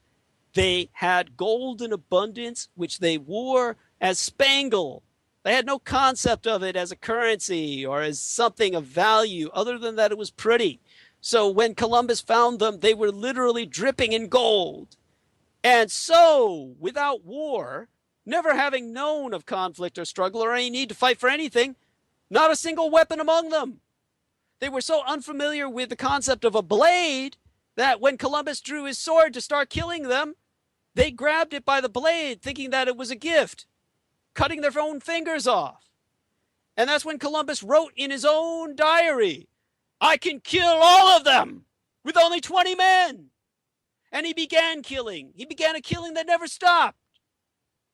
And Columbus was, of course, a Marrano Jew, a Jew escaping from the Inquisition of Spain. And, of course, he wanted to conquer a new Zion for his Jewish people to move into as soon as he killed everyone else who was here. All of our empire, with its Zionist influence, is all thanks to Columbus, a Marrano Jew. Marrano, of course, was the Spanish word for pig, based on the fact that Jews were not willing to convert to Catholicism and they wouldn't eat pork.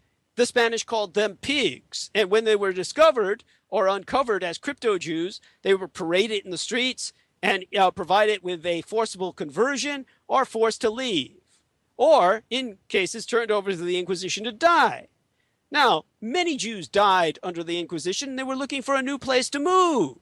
That's why Columbus was funded by Jewish merchants. He answered to them and described America before he even wrote to the King and Queen of Spain. And this guy started the most massive genocide in history.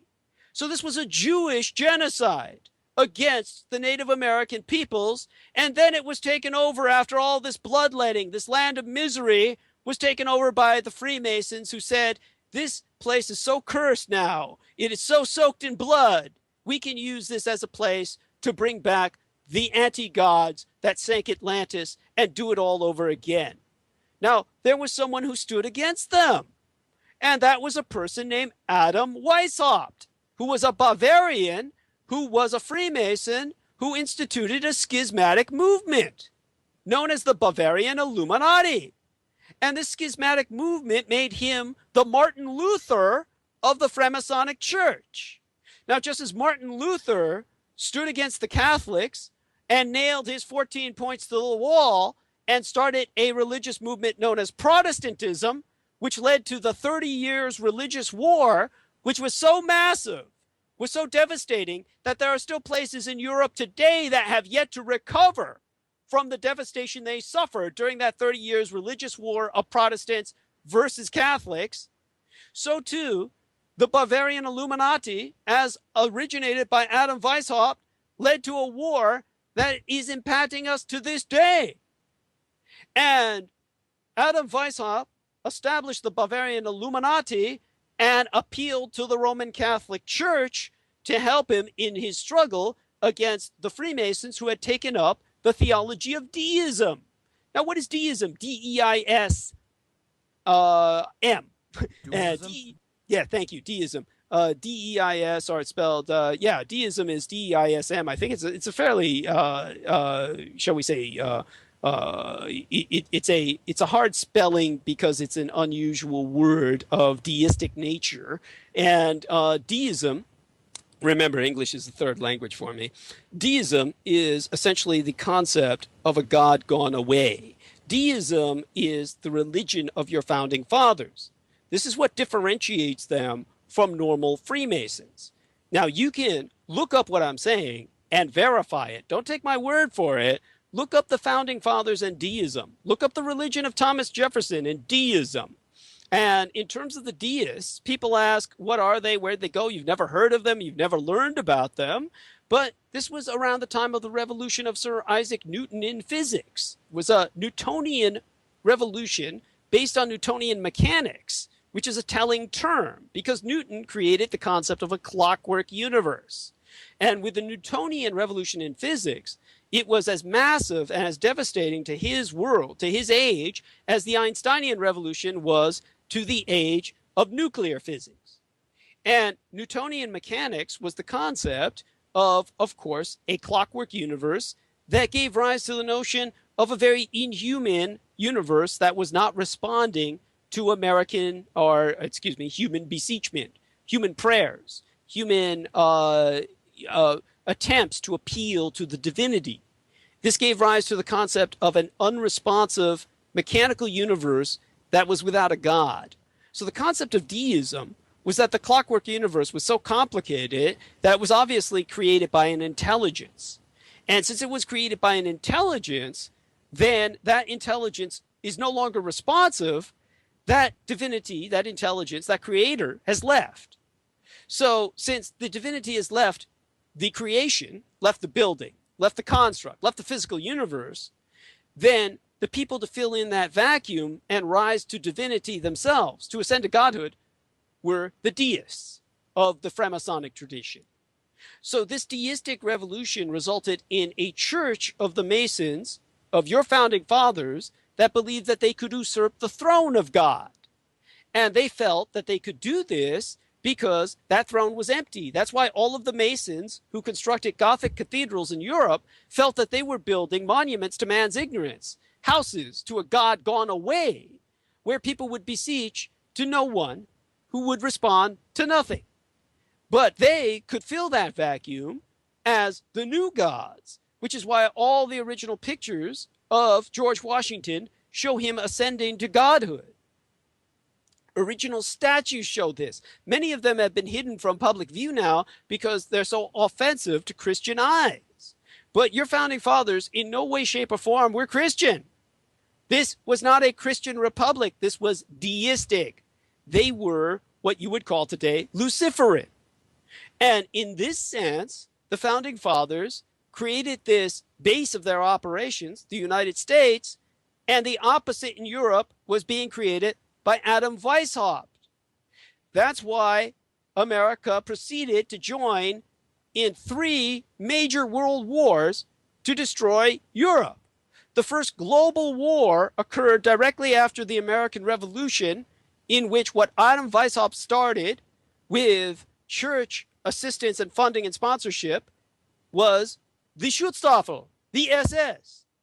And the SS was founded at the time of the Bavarian Illuminati in the 1700s through the 1800s as a revolutionary movement of pan-Europeanism that was trying to reestablish a Christian Gnosticism while respecting the traditions of the original Aboriginal peoples of Europe, the Vikings, the Norse, the Aryan peoples who had worshipped the elder gods of the Nordic peoples.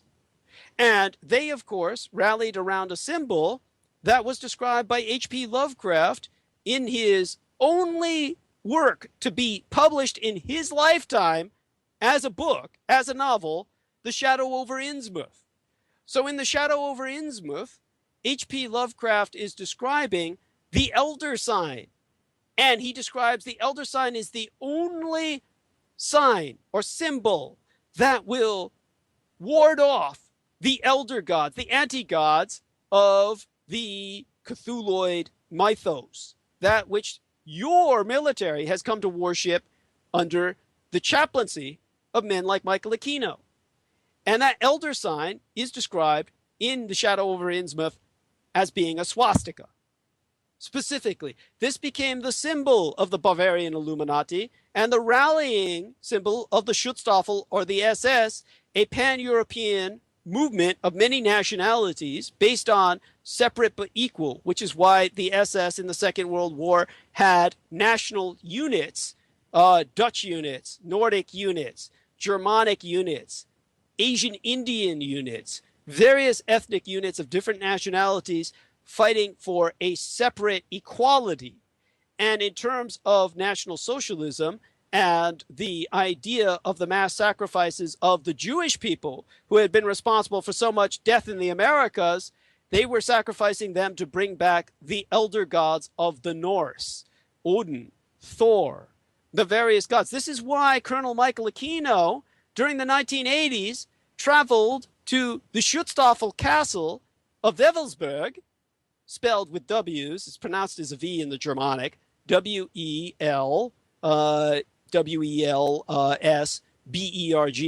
And Wewelsburg Castle was where he held an inversion ceremony to ritually suppress the return of the Aryan elder gods because they were a threat to his anti-gods of chaos that the American military worships. Now, he could do this because he was on second mint to NATO, the North Atlantic Treaty Organization, and had an international security clearance as a member of the World Affairs Council.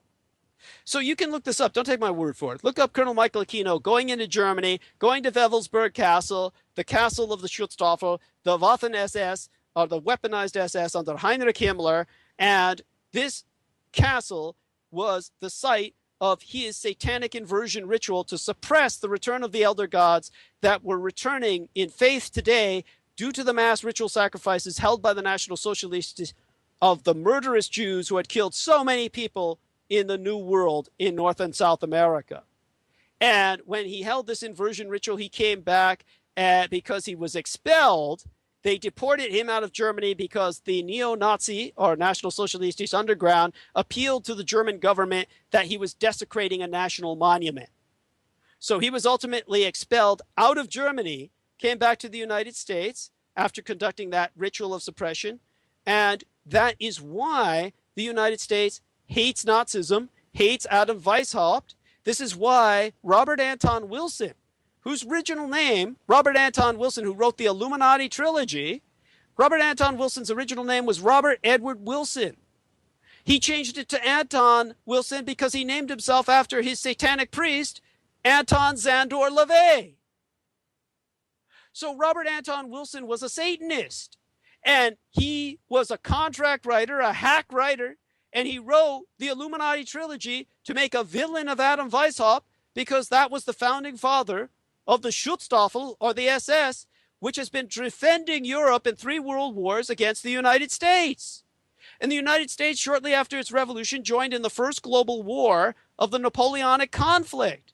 That's when Thomas Jefferson, and you had, of course, the President of the United States at that time, who was the individual who joined the Napoleonic Empire in war against the conservative monarchies of the Anglo-Dutch Empire, and the Napoleonic Empire was founded on the American revolutionary model.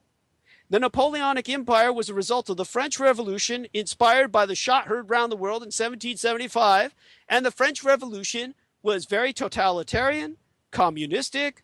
It originated its own calendrical system, which of course Napoleon had to get rid of as being impractical, and the French Revolution resulted in Napoleon fighting against the conservative monarchies of Europe that had told the Americans to stop advancing and killing Indians beyond the Appalachian Mountains on the maritime seaboard of the Atlantic American region. And the king, of course, was viewed as an enemy of the Americans. They went to war against him. They dispatched the Marines overseas to fight the conservative empires, such as the Sultanates of Turkey and their allied Muslim nations on North Africa. And these, of course, were in alliance with the conservative British and the Dutch against the Napoleonic Empire, which invaded Egypt. So to the aid of the Napoleonic Empire, the Americans sent the United States Marines. And the United States Marines invaded Libya. And during this first global conflict of the Napoleonic Empire, which had conflict saw in the Middle East, Napoleon was en route to invasion of Jerusalem, and he had forces that were fighting Dutch interests in Indonesia. This was the world's first global war. It's known in occult history as World War Zero. So during this first global conflict, World War Zero, America was on the side of the Axis of the French against the conservative European monarchies, and they lost. Now, the Europeans didn't have enough manpower to invade North America, so they rallied the Canadians. And what the Americans call the War of 1812 is part of the Napoleonic conflict. So the Canadians invaded Washington, D.C., and burned it to the ground. Now, people will say, oh, it's Royal Marines. It's all a crock of shit. These were Canadians born and bred, and the Canadians invaded the United States. They kicked America's ass. They burned the Capitol to the ground. What used to be called the Pink House was entirely destroyed because it was pink, and they rebuilt it as the White House. And this was done as part of the Napoleonic Wars, which the Americans lost. So the Americans fought against the Europeans, attempted to destroy their culture, lost spectacularly. The capital was burned to the ground. So the Americans came back for round two with World War I. And during World War I, they unleashed an influenza called the Spanish flu. They had just fought a war with Spain, the Spanish-American War, and they knew all about the creation of disease and its impact as a weapon of war, because this had been known about from back in the days of the Black Plague, which had been spread by the Mongols. And the Mongols had eliminated a great deal of the world's population with the spread of that virus. Now, when people started coming to North America, they were pilgrims, Puritans, Bostonians, and one of them was Cotton Mather. And they began to die of smallpox until one of their African-American slaves taught them how to vaccinate. And smallpox would have killed that entire colony, and it would have disappeared like Roanoke in Virginia if it hadn't been to a black slave by the name of Onesimus. And it was spelled Onesimus. I believe it was pronounced Onesimus. And Onesimus had a name. You can look him up. His name was spelled O-N-E, like one, S-I-M-U-S. Onesimus, or Onesimus. Onesimus was a African voodoo doctor. He was taken as a slave, and he taught Cotton Mather how to vaccinate the people by taking one bit of smallpox leaking from the pustules of victims and introducing it to a paper cut introduced into healthy people so that they could get a small dose of the smallpox, which their body could adapt to and then become immune to. This was vaccination. Now, Cotton Mather learned this, and he saved that entire colony using what was called variolation. This is what George Washington used to save the Continental Army when they were fighting the British, and all the black slaves that they had imported began to infect them with smallpox. And so he took this variolation taught by Onesimus, and George Washington saved the Continental Army, and he was able to carry out his war against the British. Now, the Americans knew all about disease as a weapon of war. So what happened was during World War I, the Kaiser and Germany won the war. They defeated Russia. And as a result, they signed what was called the Brest-Litovsk Treaty. And the Brest-Litovsk Treaty, something you can look up, B-R-E-S-T, a city in Poland, dash Litovsk, L-I-T-O-V-S-K, another city in Poland. And the Brest-Litovsk Treaty gave Germany 25% of Russia's population, about a quarter of all of its landmass, and the majority of its industry. Now the Germans were going to use all of that to roll over the Europeans and France, and the Americans were sending an expeditionary force of a few thousand men that were going to be nothing but speed bumps. So President Wilson said, I want to destroy Europe and rewrite it as part of a new world order. Now, anyone who disbelieves this can look up his name tagged with New World Order. You'll find entire books written on President Woodrow Wilson saying he wanted to establish a new world order. And this man was approached by General Gorgas, the Surgeon General of the United States. By the way, military doctors are not subject to the Hippocratic Oath. And Surgeon General Gorgas got together with William Welsh, who was in charge of the Rockefeller Institute for Medicine, which took over the medical industry of the United States within 1 year. They bullied, bought, and sold out hospitals the way that they did the oil industry. And within 1 year, the number of hospitals was cut in half in the United States. They shut down half the hospitals in the United States and bought up the rest so that they were all owned by Rockefeller. And Rockefeller established the Rockefeller Institute for Medicine, which is now known as Rockefeller University. Now, the reason you don't know about any of this was because he bought the Encyclopedia Britannica, which was the major source of information at that time, and rewrote all of history so that nobody would know this. But if you do your research, you'll find out everything I say is true. And Rockefeller, of course, with Rockefeller University, had William Welsh, and they approached the Surgeon General, and they said, we can create a disease that'll wipe out Europe. So they took conscripts, they drafted criminals, prisoners, out of San Quentin, right here in California. That's why I worked with the documents. I worked with the documents because 25% of the United States Army's doctors that don't follow or swear to the Hippocratic Oath, 25% were trained at Letterman Army Medical Center at any given time. So Letterman Army Medical Center had all the records. So they conscripted men, prisoners, out of San Quentin, shipped them in unrefrigerated boxcars, loaded with live chickens. So they would all catch chicken roll by the time they reached Fort Leavenworth in Kansas. And by the time they got to Kansas, they found all of these prisoners had died, but they infected the rest of the recruits with H1N1, hemoglobin 1, neuromodase 1. The THE with a capital, uppercase THE, the avian swine flu virus. So when they created this terrible disease, the one man who proved immune as a carrier that they could find was Walter Gitchell. And they made him the cook so that he could give it to everybody through the food. And they made them all sleep together so they could spread it to each other. Now, you can see this in photographs. You can look it all up yourself. And then by the time they sent him to disembark at Spain, which they had defeated in a war, they disembarked, and that's why they called it the Spanish flu, but they disembarked in what were called death ships, or coffin ships, because all the troops arrived dead. The few survivors were carriers. They threw them into the trenches. They infected everybody else, and within a single year, they killed 100 million people worldwide. Now, this so-called Spanish flu in American records is known as the American Army flu. Records I worked with at Letterman Army Medical Center, which no longer exists. The entire place was destroyed after they closed the Presidio military base down. Now, this American Army flu, this Spanish flu, killed more people in a single year than AIDS killed in 24 years.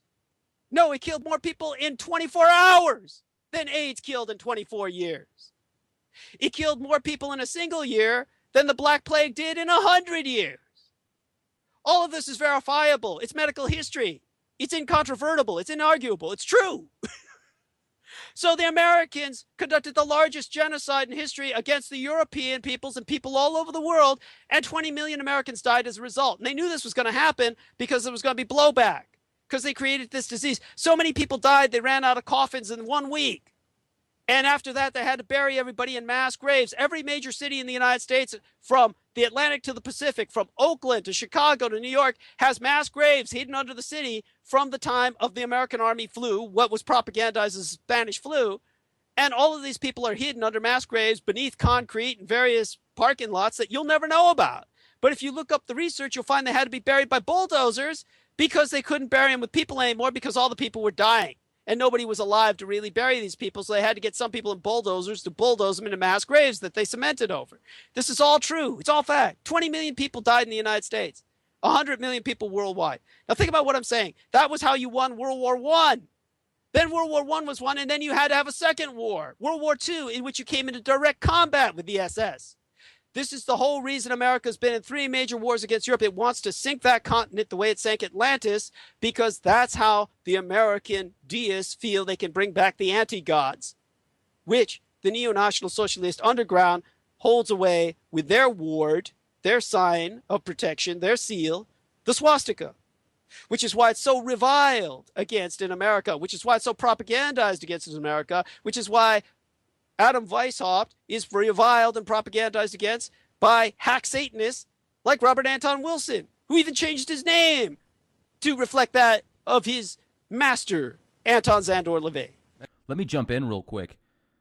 You talk about these different symbols of power, sigils or energy signs to either usher in different elder gods, anti-gods, or keep them at bay. Why do people like Aleister Crowley, Michael Aquino worship such entities? Why do they want to bring them down to earth and create such destruction? What's in it for them? They're hoping that by the destruction of this universe, they can usurp the throne of God. The original building, the Pentagon, was built by a Satanist, Colonel, or at that time he was a general, Groves, Leslie Groves. And Leslie Groves took a golden shovel and he turned the dirt, a spade, in the groundbreaking ceremony for the Pentagon on September 11th, 1941. And this was the largest office building in the world. It's still the largest office building in the world, and it's shaped as the core of a satanic pentagram. And General Leslie Groves, when he turned the spade, that golden spade in this groundbreaking ceremony, basically had deported, rendered homeless, thousands of black families in what was known as Hell's Bottom neighborhood to clear the way for the Pentagon. So all these families were being uprooted and displaced and rendered homeless, and he told them, go join the military, because I'm going to start the biggest war the world has ever seen, and more people are going to die than have ever died before. And we're going to build this building, the Pentagon, without a single ounce of metal or steel in it. It's all concrete, because we need every ounce of steel for guns and planes and tanks and ships.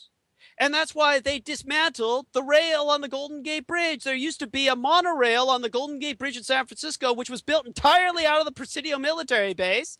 Every screw, every rivet, every cable that went into that Golden Gate Bridge came out of the Presidio military base. It went through there to undergo military inspection because it was a military highway in the event of war. And they wanted to make sure there were no saboteurs who could compromise its construction so that it could be brought down to plug up the bay, because the San Francisco Golden Gate was still the gateway to the Orient throughout the Second World War and well into the Vietnam War.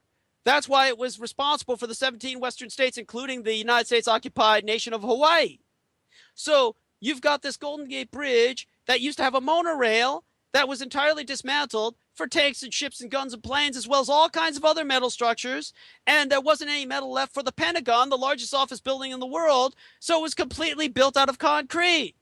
And then what happens was that the U.S. government held an audit, and they found out the Pentagon had stolen billions and billions, trillions of dollars, trillions. They couldn't account for it. And they said, let's start an audit. And so the Pentagon, which on any given day holds thousands of people, 1,500 people are there any given day. On September 11th, 2001, the 60th anniversary of the Pentagon and its groundbreaking ceremony underfoot of General Leslie Groves on September 11th, 1941, there were supposed to be 3,000 people there or more for its ceremonies, for its celebration, for its anniversary. But they were all gone. Everybody was gone. The only people in the Pentagon were in this one wing of the building that they had reinforced with metal. Just the month before, they had taken all of the windows and reinforced them with blast windows that could withstand, theoretically, a nearby nuclear explosion. They entered sprinkler systems, which had never been introduced before because it's a concrete building and it can't burn. And they introduced safety doors that never existed before for exits that otherwise wouldn't exist. And they introduced this metal framework so the whole building wouldn't collapse because concrete and a plane crashing into it would collapse the building and everybody would die. So that way they kept everybody alive who wasn't the auditor. The only people who died were the auditors investigating the Pentagon theft of trillions of dollars. So when that plane or missile, whatever it was, went into that building, it stood long enough for all the military personnel to escape, and everybody who died was involved with the audit. I'm glad you brought up the fact, Douglas, that the only people that did die in the Pentagon September 11th, 2001 were tax auditors. That's insanity. And the date that it took place would make me think there's something that we can't see that's harvesting that energy from people dying, some type of dark ecstasy. It's feeding off of this pain and this suffering and this death. And then I've heard before also the Pentagon was designed specifically to harbor certain entities and energy forces, what many call demons. Is there truth to that?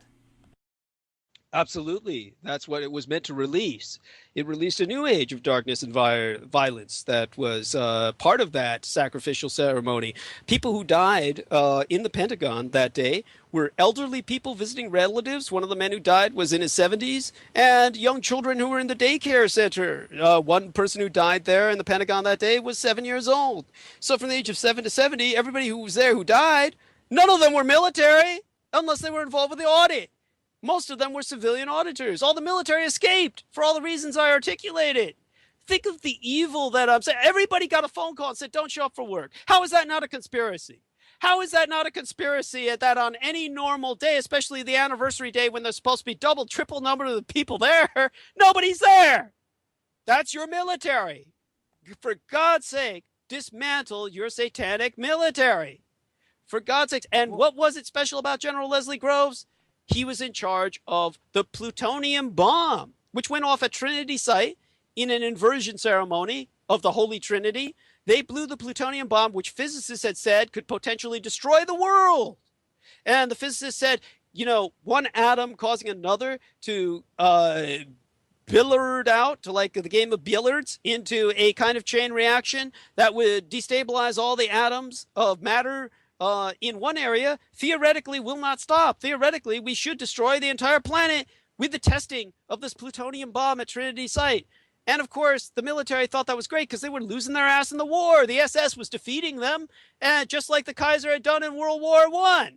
And they said, there's no way we can win this war. And they said, what do we do? Let's destroy the world. And then we destroy the work of the divinity. That means we take his place. The elder gods will honor us, the anti-gods. And the anti-gods will make us as unto gods. And we can recreate the world in our image. That's their insanity. They tried that then. And that's their entire purpose for trying to destroy Europe ever since. This is why they hate that which defends Europe, National Socialism, and the swastika and the Schutzstaffel or the SS. Now, does it all make sense? The three wars, the American involvement in Europe and its attempt to destroy it consistently, the American, instead of Americans coming from Europe and being allied to Europe, America has found itself at war with Europe through three major wars. How is this not making America the enemy of what was once Christendom? The closest concept we had to Europe prior to a concept of Europe was Christendom. And of course, this is a situation which, as I said, Adam Weishaupt ultimately got his sponsorship from the Catholic Church. The entire SS organization, including the weaponized SS, the Waffen-SS under Heinrich Himmler, was modeled on the Society of the Jesuits in terms of its ranks of order and infrastructure. And Adolf Hitler even referred to Heinrich Himmler as my Ignatius. So Ignatius Loyola, of course, was the founder of the Society of the Jesuits, the SJ. So we have a situation in which the church represented Europe until the time of the transcendence of a new age in which the elder gods were being called upon to return, those of Thor, Woden, Freya, the gods of the Norse, the Vikings, the original European inhabitants. The Americans fear this more than anything else because these are the gods who could stand against their anti-gods. Because the Americans don't believe the original God of the Bible or the God of Abraham to be a threat because they feel he is gone. So these elder gods of the Norse Aryan peoples are what threaten them. That is why they fight so hard against it. Does it make sense now, the religious nature of these world wars? You know, it's also interesting because you bring up these elder gods that predate the Christian era, or Yahshua or Yodavahe, as he's pronounced in the Old Testament. And there's been a lot of TV shows out lately and movies that are portraying these ancient gods, these elder gods, like Thor, Odin, etc. It seems as if the underlying faction of all of these gods, though, is they all demand sacrifice and bloodletting, etc. Is one really any different than the other? Well, it's important to remember that when one studies Jewish Kabbalistic tradition, and it's very important to remember that the way Americans interpret Judaism is a farce. The Americans have a concept of Israel and the peoples of Israel being the people of Abraham. These are mostly Ashkenazi Jews who are, of course, of Turkic descent ethnically. They're an entirely different race from Sephardim Jews who are more connected to the Abrahamic bloodline. And the God of Abraham, the Abrahamic peoples are Semitic, and as are the Levantine Arabs and the Arabs in general. The Arabic people are Semitic. Now, what was established in the state of Israel was a Turkic ethnic, Caucasian, European, white settler regime, which has instituted an apartheid against the Semitic Levantine peoples after conducting ethnic cleansing, which resulted in al-Nakba, as it's known by the Palestinians, or the catastrophe. That's their name. The Jews, of course, refer to Hashoah, or the catastrophe, as being the Holocaust, or the genocide of European Jewry. Now, both these people use the same term for their personal or ethnic Holocaust. Now, the Semitic peoples, the Palestinians, were, of course, murdered in what numbered to eventually 1 million within a very short period of time during the ethnic cleansing of the Palestinians and the establishment of the State of Israel. Now, these Americans aligned themselves with this Turkic, ethnic, white settler apartheid state as the people of Abraham, which they are not. They're not ethnically in any way, shape, or form connected to the original Jewish peoples. And, of course, the Americans view this as somehow being symbolic of the end times, of why we fight, quote unquote. What we are defending in the United States is this 51st state of Israel, which, of course, is represented by the divinity or the God of Abraham, the creator. Now, all of this has nothing to do with your leadership. Your leadership is your military. Your military takes all the money. Your military decides who they're going to fight. And they sure as hell are starting every war that they can against what they consider a threat. Now, their wars are against primarily who they propagandize against, people who they deem to be National Socialistisch or of the European Aryan descent, the people who are followers through the new Gnostic Christian neo-pagan tradition, the followers of the religion of the SS, the Schutzstaffel, as organized by Adam Weishaupt. And one asks, well, with the massive genocide that occurred in Europe of European Jewry, are these gods better that are returning, that are coming back in force, that are becoming a force to be reckoned with as a new religion? And of course they are. If you take a look at the anti-gods that the Americans appeal to, take a look at the culture of genocide behind them, compare the statistics just in terms of numbers and ratio of people alone that have been killed. The original indigenous peoples of North and South America, 125 million. The people killed in World War II by the American incepted army flu, 100 million worldwide. When you take a look at, that's 200 million right there. When you take a look at all the other deaths involved, we're talking hundreds of millions of people have died as a result of the American worship of the anti-gods, who are not gods in the sense of the elder gods of the Aryan, Nordic, Viking peoples. These elder gods were like the Aztec gods, gods of blood and war, gods that needed a bloodletting, that demanded to be fed by the struggle. But in return, they promised fertility of body and of field. The Aztec Empire was one of the most advanced in the world. The Viking Empire was one of the most advanced in terms of European indigenous cultures, not impacted by the Oriental cultures of Byzantium and Semitic Christianity, which came out of the East. So you're talking about a native indigenous European culture that was able to sail the world and colonize America in a non-violent sense where they didn't exterminate the Indians. At this point in history, it's inarguable. It's incontrovertible. The first people to reach here long before Columbus were the Norsemen, the Vikings. They almost certainly taught the Indians about sweat lodges, which they originated in the fjords of Norway and various other parts of Scandinavia. Their concept of interaction with the Native Americans was entirely peaceful. So here we have a cultural tradition whose major violence has been against one of the most genocidal forces of our civilization, of humanity. Their major conflict was with the Jewish people of Europe that were Ashkenazim, Turkic Caucasoids, that came into Eastern Europe from out of the Khazar Empire, which were Turkish peoples who were converted to Judaism under the Crusades or the jihads of the militant people of Abraham centuries ago.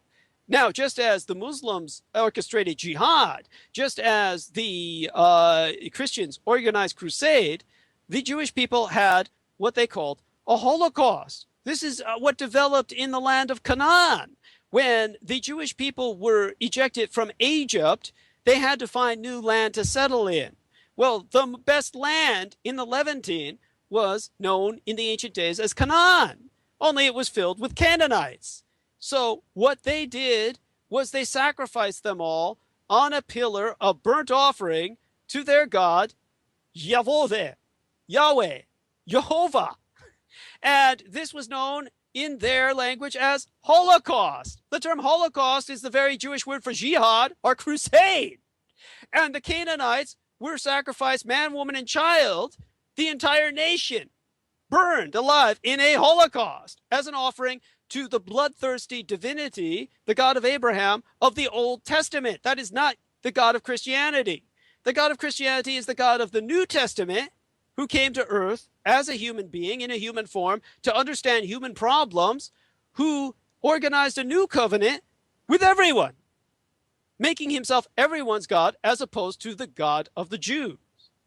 Now, that God is your God if you're a Christian, not the God of the Old Testament, who was a God of war and blood sacrifice, sacrifice by fire, sacrifice by Holocaust.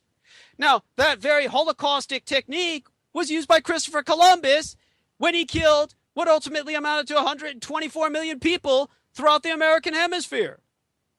Now, compare that genocide, what the Schutzstaffel fought against in Europe, what they fought against in World War II, to the genocide of Canaan, to the genocide in the Americas, to the genocide of the Americans with what they unleashed in World War I, which guaranteed by Wilson's redrawing the map and creating nations that had never before existed.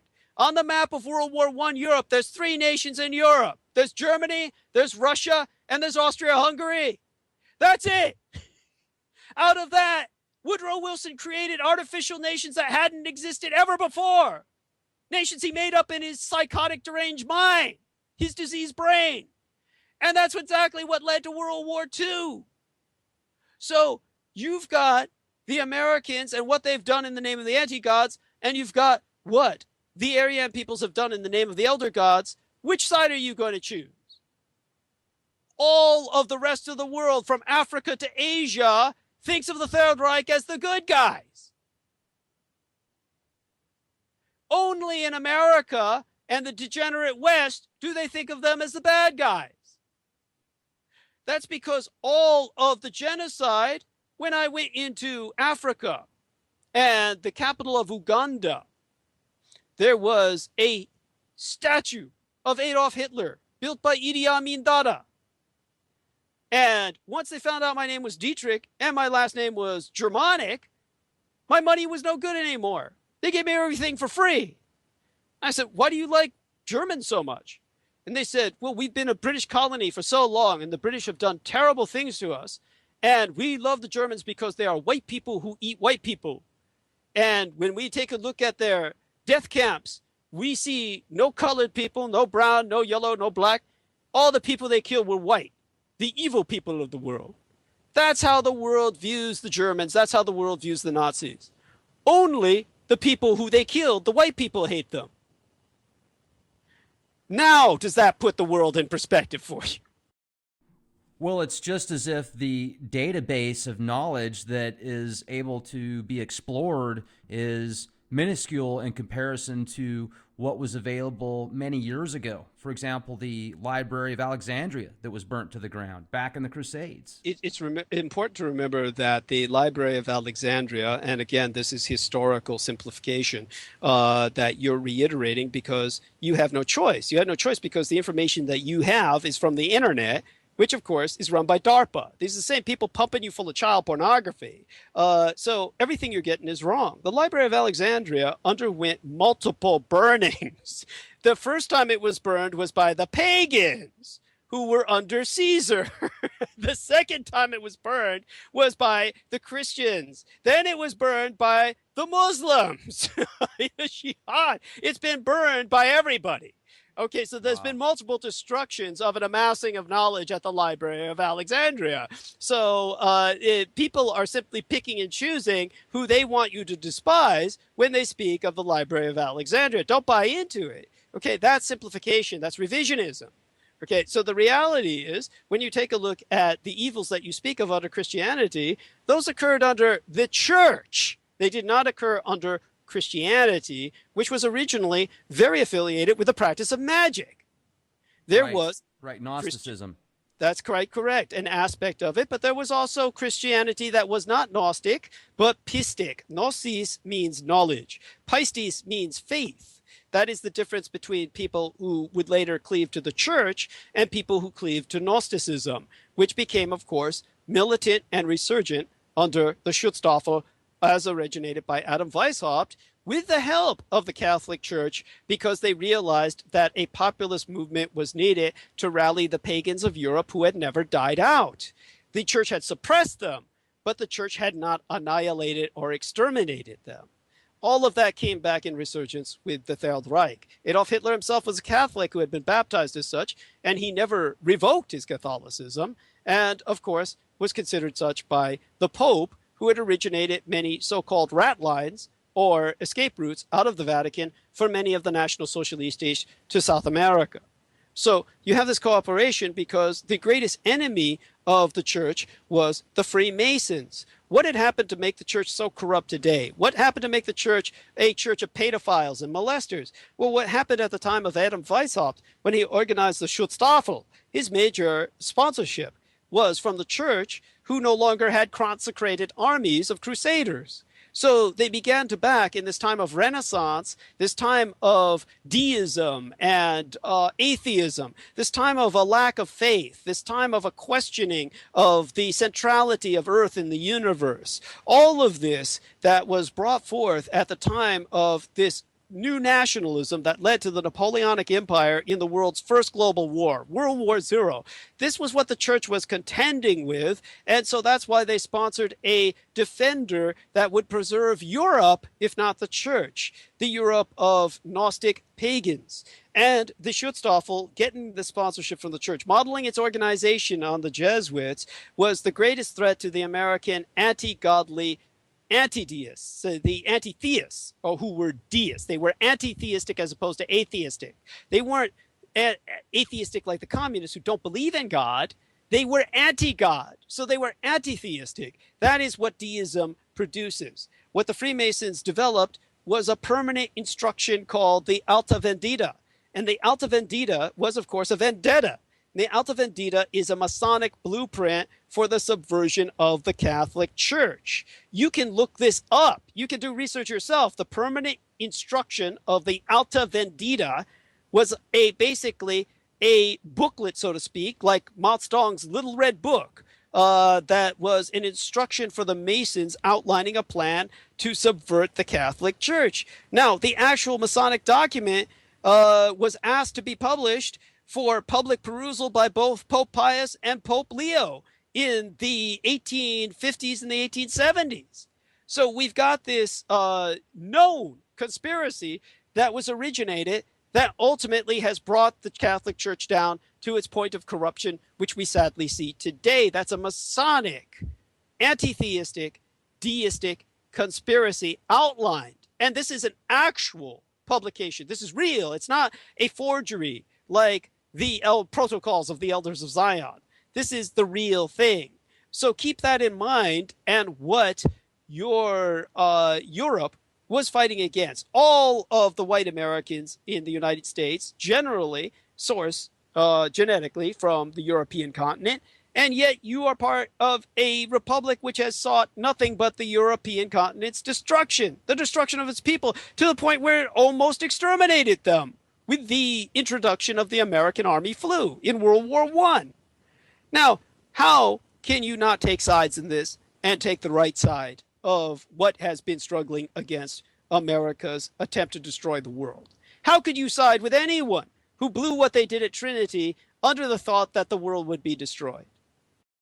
And I got to jump in here real quick, because you're talking about these psychopaths that are hell-bent on destroying the world, and it reminds me of the recent trip that I took out to Dulce, New Mexico, to get some video footage out there of the Archuleta Mesa and its surrounding areas. But I have a military-grade Geiger counter that's built into my watch, so everywhere I go, I can keep track of the radiation levels. I purchased it a couple years after Fukushima, just because I wanted to be aware of how much radiation we were actually being exposed to, and not just believe what I found on the internet. So out in Dulce, New Mexico, radiation levels were hovering around 0.17, 0.18 microsieverts per hour, which is substantially higher than down here in the South, and as well as many places that I've been to on the East Coast, Midwest, and Northwest.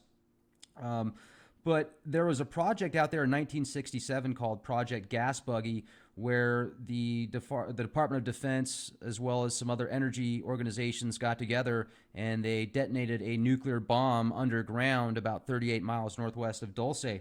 So for whatever reason they decided to do that, I don't know. The official version, it was supposed to be something good, but I don't know how you're going to get anything productive out of a nuclear bomb being detonated underground except for destruction. But people that I've talked to, like Dane Wigington, that is a specialist in chemtrails and how that's affecting the planet, it sounds like it's just completely destroying the ozone, the Fukushima disaster, the Gulf oil disaster. So many catastrophes take place. There's certainly people out there that could care less about the planet, and it's just very remarkable that even today people in high positions of power still care absolutely nothing about the future of mankind. And I've got many friends and family members that are a part of the U.S. military in every branch, the Army, the Air Force, the Navy, and they would give you the shirt off their back. They're very good, genuine people. Most Americans today, I feel, are good people. But with that being said, so many are uninformed, undereducated, ignorant, and it seems as if entire societies, because I've been from the West Coast to the East Coast to the Midwest. I've been in almost every state and almost every good-sized city and small town in the U.S. I've traveled the country quite extensively, and it does seem as if most people within this populace are under some type of mind control or hypnosis. Well, keep in mind, of course there's good men in the military, just like, to put this into context, there are innocent men in prison. Their prison Right. Oh, is yeah. full of innocent men. There's plenty of men who have been wrongfully convicted and are unjustly serving time. This happens all the time, and this happens despite DNA testing. Some of them have been rescued from that horrible situation because of DNA testing. There's nothing you can do to give a man back his life after that. His life is destroyed when he serves time, when he's innocent. It is a horrible thing to see. This is what happens to good men in the military. My father was in the military all his life. He was a sailor for over 30 years. When we buried him, his headstone in upstate New York, George Joseph Henry Dietrich, his headstone reads World War II, Korea, and Vietnam. He was in all three of those conflicts, and he was in the in theater, the China Command, with the gunboat sailors, as portrayed in the movie that starred Steve McQueen, known as The Sand Pebbles. He was there on that front long before there was a Second World War that was legally declared. So my father was in 4 major conflicts. When he died, we had over a dozen medals pinned to his chest that we buried him with on his uniform. And so here's the situation of a man I considered one of the best men to have ever lived. He's a saint. And my late and sainted father was a victim. He was a victim of the military. Nothing good ever came in his life of the military other than his marriage to my late and sainted mother, who was like his 3rd or 4th wife, maybe his 5th. And he met her overseas. He was married to her, but it wasn't a happy marriage, but they stayed married because of myself as a child, my sister. And of course, I consider him a good man. The point is, he was a victim of an evil system. And of course, when I went in with my eyes wide open. I knew what I was getting into, and I wanted only the training so I could go into private mercenary work and earn some real money. Thankfully, a series of circumstances resulted in my being in the Marine Corps for a very short period of time, pretty much around 2 years, a little bit less than that conceivably when I look back on it. But I served in Operation Desert Shield and Operation Desert Storm, which all occurred within a relatively short period of time. So even though I was in the Marine Corps less than 2 years, I got my training and I got out of there without having been polluted by the anthrax vaccine, because I saw what it was doing to others, exactly as you described, and was able to avoid it through, again, a series of fortuitous circumstances and a lot of personal conspiracy on my part. Now, all of that it leads me to reemphasize this. Your military is not a military. It is a jail dodge and a welfare state. Okay, it's not meant to fight any war. And in terms of many of the men who are in it, who might be as unto the demographics or the statistical number thereof equal to that of innocent men in prison, no, the rest are basically people who would otherwise be in prison.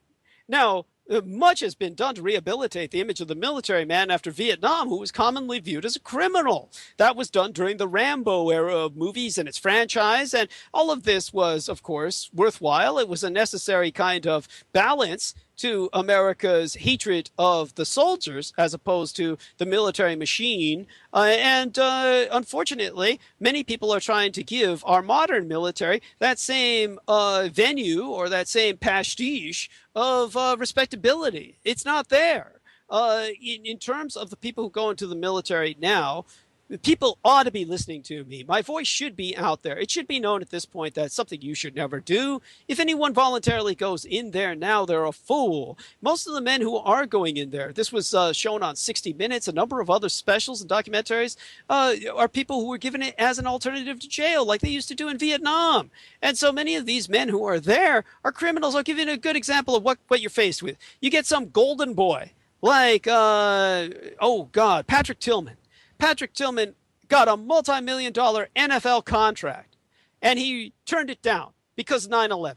On 9/11, he said, I want to serve my country. He joined the United States Army. He became a member of the United States elite U.S. Army Rangers. These are the same mofos who had Sergeant Stebbins in their midst and in their ranks. He tried to lead his Rangers up a charge on a hill in Afghanistan, and they said, dude, we're here to rape babies. We're here to kill girls. What, are you crazy? We aren't here to fight no enemy. He said, no, you're here to charge. We're going to charge that hill. And they shot him to pieces.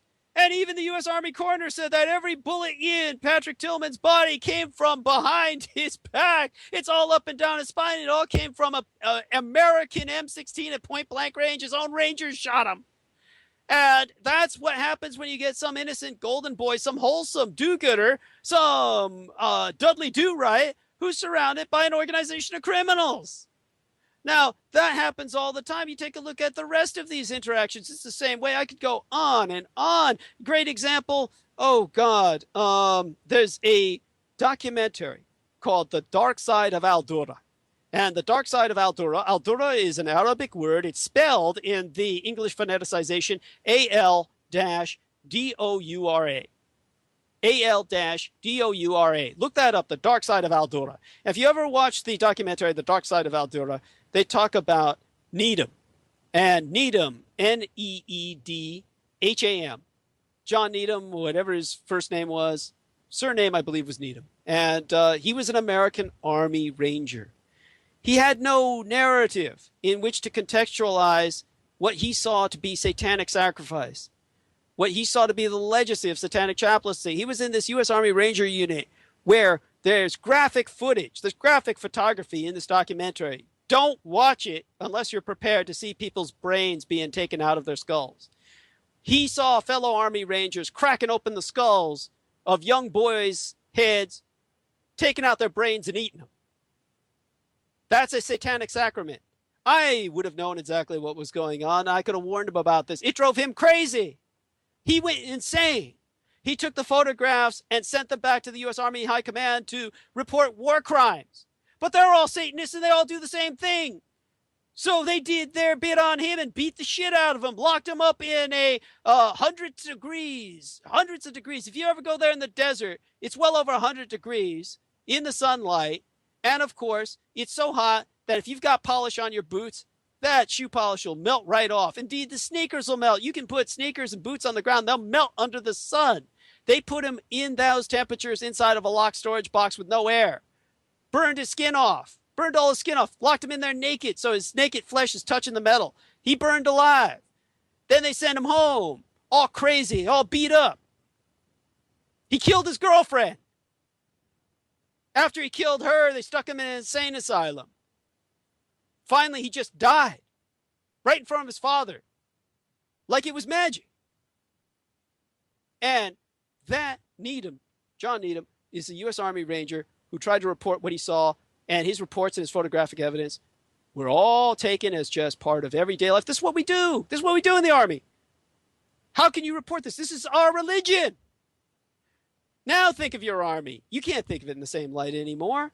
You've got to dismantle it. Stop thinking. It's like saying, sure, there's some innocent men in prison, but prison's loaded with other people you wouldn't want on the streets. At the same time, you've got to rehabilitate your prison system. It's the largest in the world. Now, so take a look at your army. How do you rehabilitate it? Much easier answer. Dismantle it. Then these men would be in jail where they belong. A lot of them. And the rest who wouldn't be doing that will be free to do something constructive with their lives. Now that's the solution. And Douglas, I'd like to ask you one more question before we end the broadcast tonight. There are hundreds of thousands of refugees right now that are scattering across Europe and many other Western countries.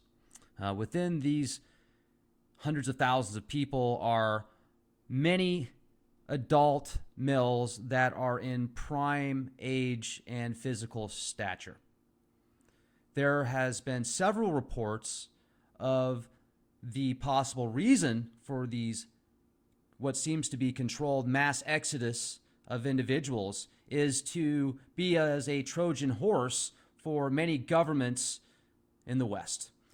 To bring in jihadists and terrorists and trained soldiers disguised as refugees. Do you think that the people at the top levels that control so many wars and the media and the different publications on medicine and science, etc., do you think that some of these people at the top levels could actually be orchestrating these events for future wars and terrorist events? Oh, absolutely. Absolutely. Without question. Think about what I said about General Vallely, a co-religionist of Michael Aquino, who is basically the man who originated ISIS, which caused all this refugee flood in the first place. So think about Desert Storm, which I served in, an Operation Desert Storm back in 1991. one of the men responsible for training your officers in the United States Army was another lieutenant colonel named Timothy Challums, Challums. Look that effer up. And his surname was spelled Challums. And this Challums worked at SAMS, the School for Advanced Military Studies in Fort Leavenworth, Kansas, where the H1N1, hemagglutinin 1, neuromodase 1, avian swine flu was originally incepted using the technique which I articulated. Now, they originated or organized a School of Advanced Military Studies there because of that mass sacrifice which took place on those bloodied grounds of Kansas, bloody Kansas, as it was known ever since the days of the American Civil War between the states.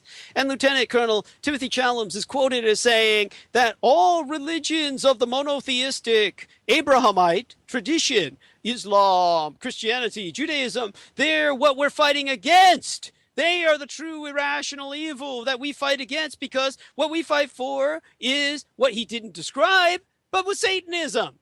And of course, he's the man who trained what was known as the so-called Jedi Knights, your entire officers' corps. So all of the U.S. Army officers who led Operation Desert Storm were trained and indoctrinated by men like Lieutenant Colonel Timothy Challums of the School of Advanced Military Studies, who indoctrinated them and initiated them into the mystery religions of Satanism. Now, this kind of mentality is of the same ilk of General Vallely, who organized ISIS, which for a group of Islamic fundamentalists had the name of a pagan goddess. And what is ISIS? ISIS is an American corporation. It's headquartered in Sierra Vista, Arizona. It is an acronym for Integrated Systems Improvement Services. Their think tank is in Minden, Nevada, where they were given an entire building by the United States federal government for free. The ISIS acronym in Minden, Nevada for their think tank is Integrated Strategic Intelligence Services.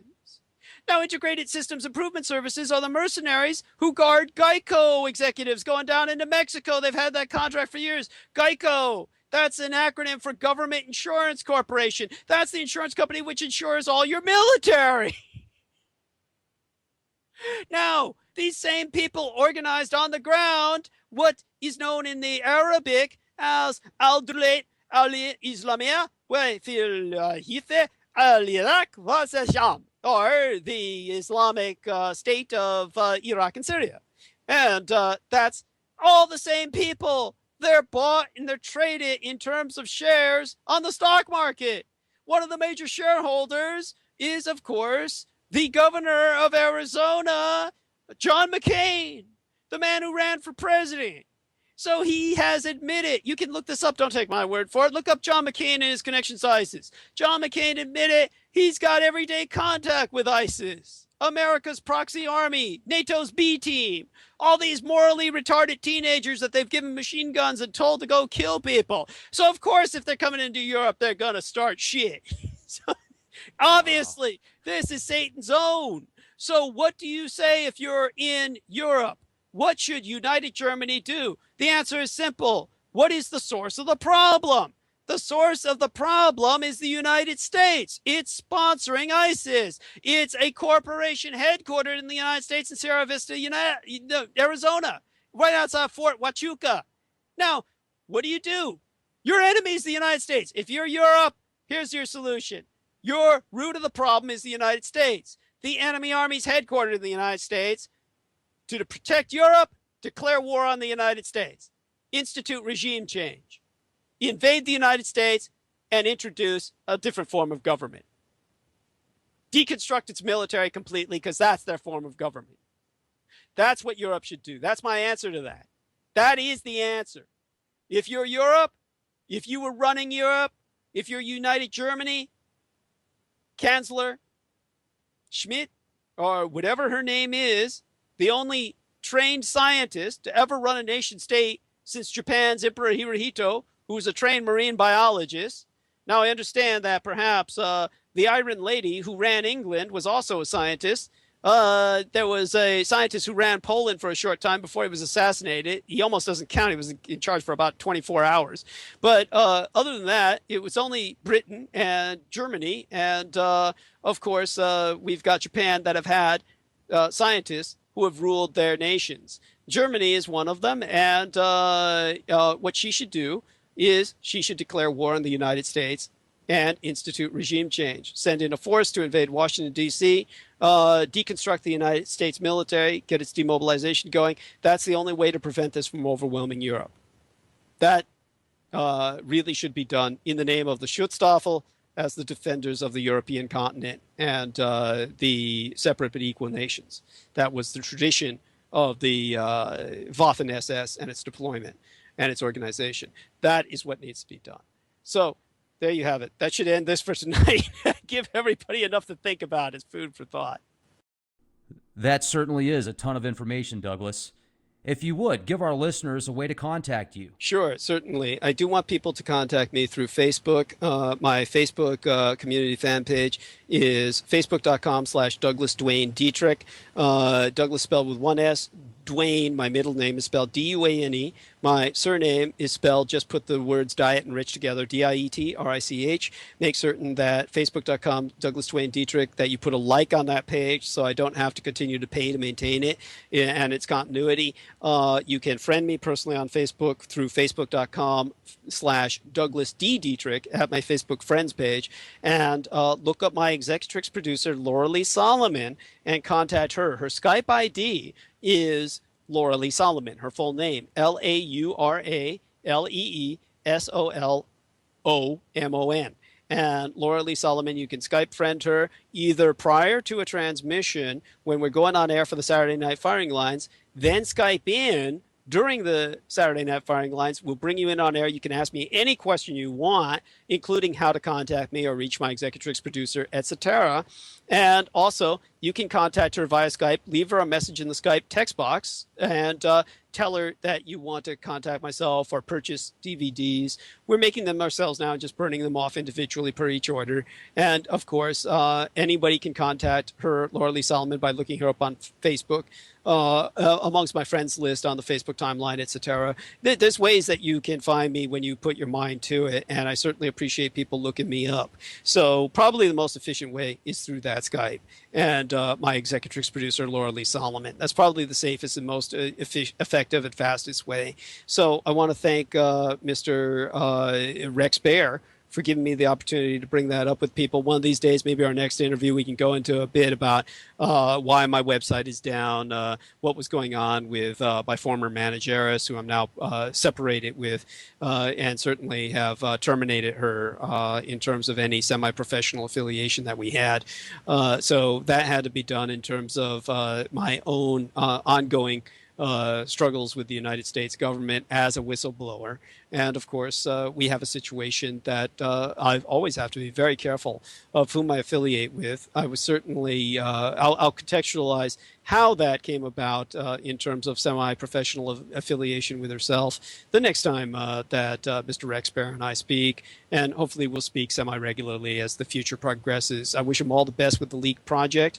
Very important. At some point in the future, we'll contextualize exactly my background as a whistleblower and a public informant, and exactly what I did with the Department of Defense, etc. And certainly, I guess the only other thing that comes to mind is, once again, a shout out to Carol Mastri, who originally brought that photograph of the individual who's being touted as Michael Aquino, who is sitting with the senior Bush and and Bill Clinton. That is a genuine photograph. It is not Photoshop. It's not a hoax. The individual in there is almost certainly not Michael Aquino. There is a hoax photograph, again, to warn people about, of Anton LaVey, the founder of the First Church of Satan, with Senator John Kerry. That is a hoax. But this one is not. I argue it's not Colonel Aquino, who probably would consider it beneath his dignity or his need to even sit with men like Bush and the senior and Bill Clinton. And it will instead present to you the dangers that are far more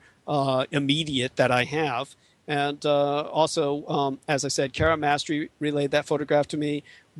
Make certain to check out the Tawn Mastri Foundation, established in name of her sister, where she honors, of course, the problem of hepatitis and its challenge medically. And there's a distant relation of mine, Dr. Dietrich, and Dr. Douglas Dietrich has worked on a cure for hepatitis, which can ultimately be utilized through a vaccination or an injection process.